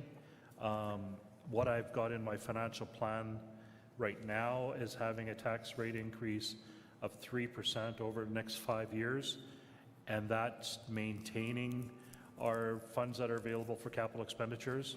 I mean, dropping it down to a 2.4 as an example won't have as much of an adverse effect. We'll still be able to maintain, but if we go anything lower, I would suggest that we're really setting ourselves up for a high increase at some point in time. Go ahead, Councillor Rhodes. Thank you, Member Kordoff. 1.4%, it's not reduced to that. That's the amount of the reduction, correct? That is correct. Yeah. That's the amount that would have been reduced. Leaving us with 2.4 is your suggestion, just for clarity? Okay, hold on. Let me, this silly thing. I liked your adding machine a lot better because you could actually. I do Yeah. too. Yeah. I miss Yeah, that. so do I. Yeah, right now, reducing those three projects right off and just leaving it as that, it would bring the tax rate increase to 1.75. And my recommendation is it should be at minimum 2.4. So I guess if I could, one of the things that I look at is that last year it was 0. Definitely had an impact on it. We had a fairly ambitious budget last year. Because of the pandemic, we reduced it down to 0. Very well received in the community, at least that's my feeling. The only thing that could have been better is if you would have reduced them, but that's not an option. So 2.4 or some figure close to that could actually be averaged out like over 2 years. I mean, it may be an odd way to look at it, but that's 1.2% per year over the last 2 years. And I find that kind of acceptable. I mean, you know, for a taxpayer, you always want to pay as little as you can and get as much as you can out of it, but I don't find that objectionable. Like, I don't even find 2.4 objectionable just for this year, the impact of it. That's the way I feel about it, but I'm only one part of the group, but that's my opinion. Thought about it that way, but I'm comfortable with 1.75. I think that would be good, but go ahead, Jim. Yeah, I could support 2.4. How about Myers and Brown? Yeah, I'm good with that. I'm sensitive to the structural issues, notwithstanding how much downward pressure I always put on these things. But yeah, I can see 2.4, especially given, as Councillor Rhodes pointed out, we had 0 last year, so it's over a 2-year period. Are you okay with that, or what would you like to say? I'd rather go at 3%, just like Jim says, over the next 5 years, then it makes a big difference. It's not that much, it's 0.6%, but that's my feeling is we can't just give the shop away, because otherwise next year, then all of a sudden we might have to come up and do a 5% or 6% increase. So we got to really be careful we don't get ourselves behind where that's going to happen to us. So I wasn't quite sure what amount you were comfortable with. 2.4? I'm comfortable with 3. 3? Yeah. Oh, okay. Go ahead, Councillor Rhodes.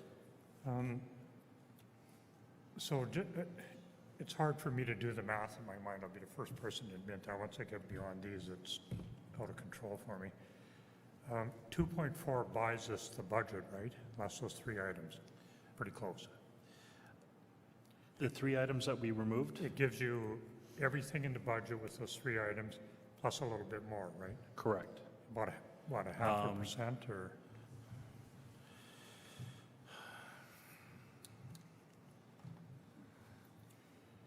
Just for clarity, this was a fairly ambitious budget. It was comprehensive. There's a lot of big-ticket items in there. And at 2.4, we're getting everything, Yeah. minus those 3 that we took out. It's $17,000 in extra revenues that we would apply or reduce our reserves. So it's not, we're not talking big dollars, but every dollar helps when you're talking about your long-term planning and that. So it, if you ever have a really small rate increase in your first year, you don't really see that main effect until year 5. But yeah, definitely, you know, the difference between a 2.4 to a 3 is palatable. Higher the better for long-term planning for the town would be good. But I also understand the issue of we've got taxpayers that are in a real tough situation. We all are. So being conservative and ending up on the 2.4 side rather than the high end of the 3, I get that. I understand that. Are you making the motion?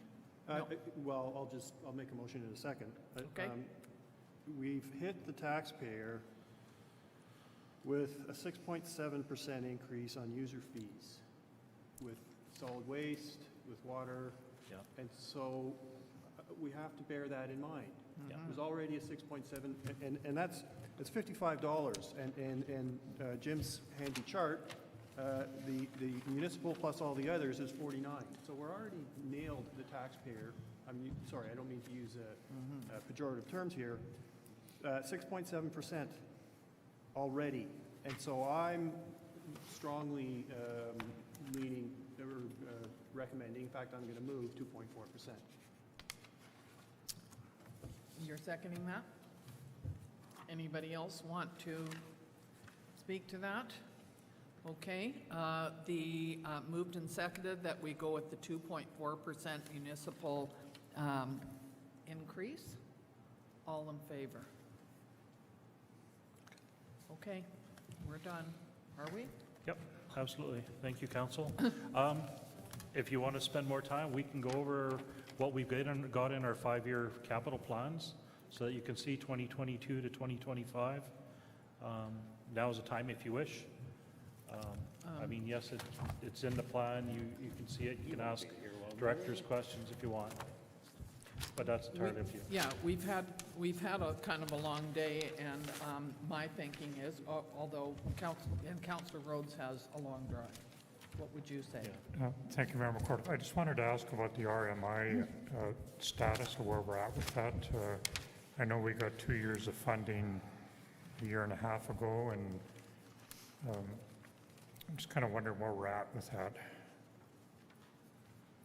And if you have a feeling whether it's going to be continued or not. I don't know if it's going to be continued. I'm somewhat concerned, but I remain optimistic. I think the RMI members are a pretty cohesive group. They're well connected. They understand the value of the program, and certainly the studies and the performance of the designated resort municipalities as compared to the remainder of the province bear out that this additional investment in growing tourism infrastructure programs and services has worked. They've performed above provincial averages. The program itself, as the discussion went on today and as I looked at it before, lacking the level of detail to put us in a position to actually execute on a lot of the projects, I think begs revisiting and looking at project lists, and if we wanted to include some things like a contribution towards Legion Beach to Splash Park and dog park gazebos, a number of other things, I forget, I wrote them down on an email, that we need to look at it because we should make those investments. And we should probably need to to scale back some of the enthusiasm, to become a little bit more realistic about what we can and can't achieve with that funding. But it's still significant. There's going to be 870,000 unspent at the end of 2020, plus we're anticipating another $420,000 or so for this year. You okay with Thank that? you, that's exactly what I wanted to hear. Yeah, we should address that, like you say. Yeah, okay, thank you. Councillor King? Yeah, just a question here, as you're going through this under planning for the Parks Master Plan, is there any opportunity to move that up a year? Well, you got it in 223, I'd like to see it in 222. We are doing our OCP, and I think we should keep the momentum going to do the Parks Plan. Gina?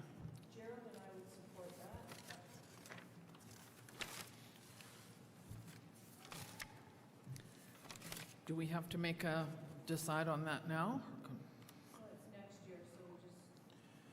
It's something staff can update. It's definitely, it all comes down to, Well, I'd like to just put it in the plan for next year, how's that? yeah. And I will probably just do the land use procedures bylaw myself. Under planning.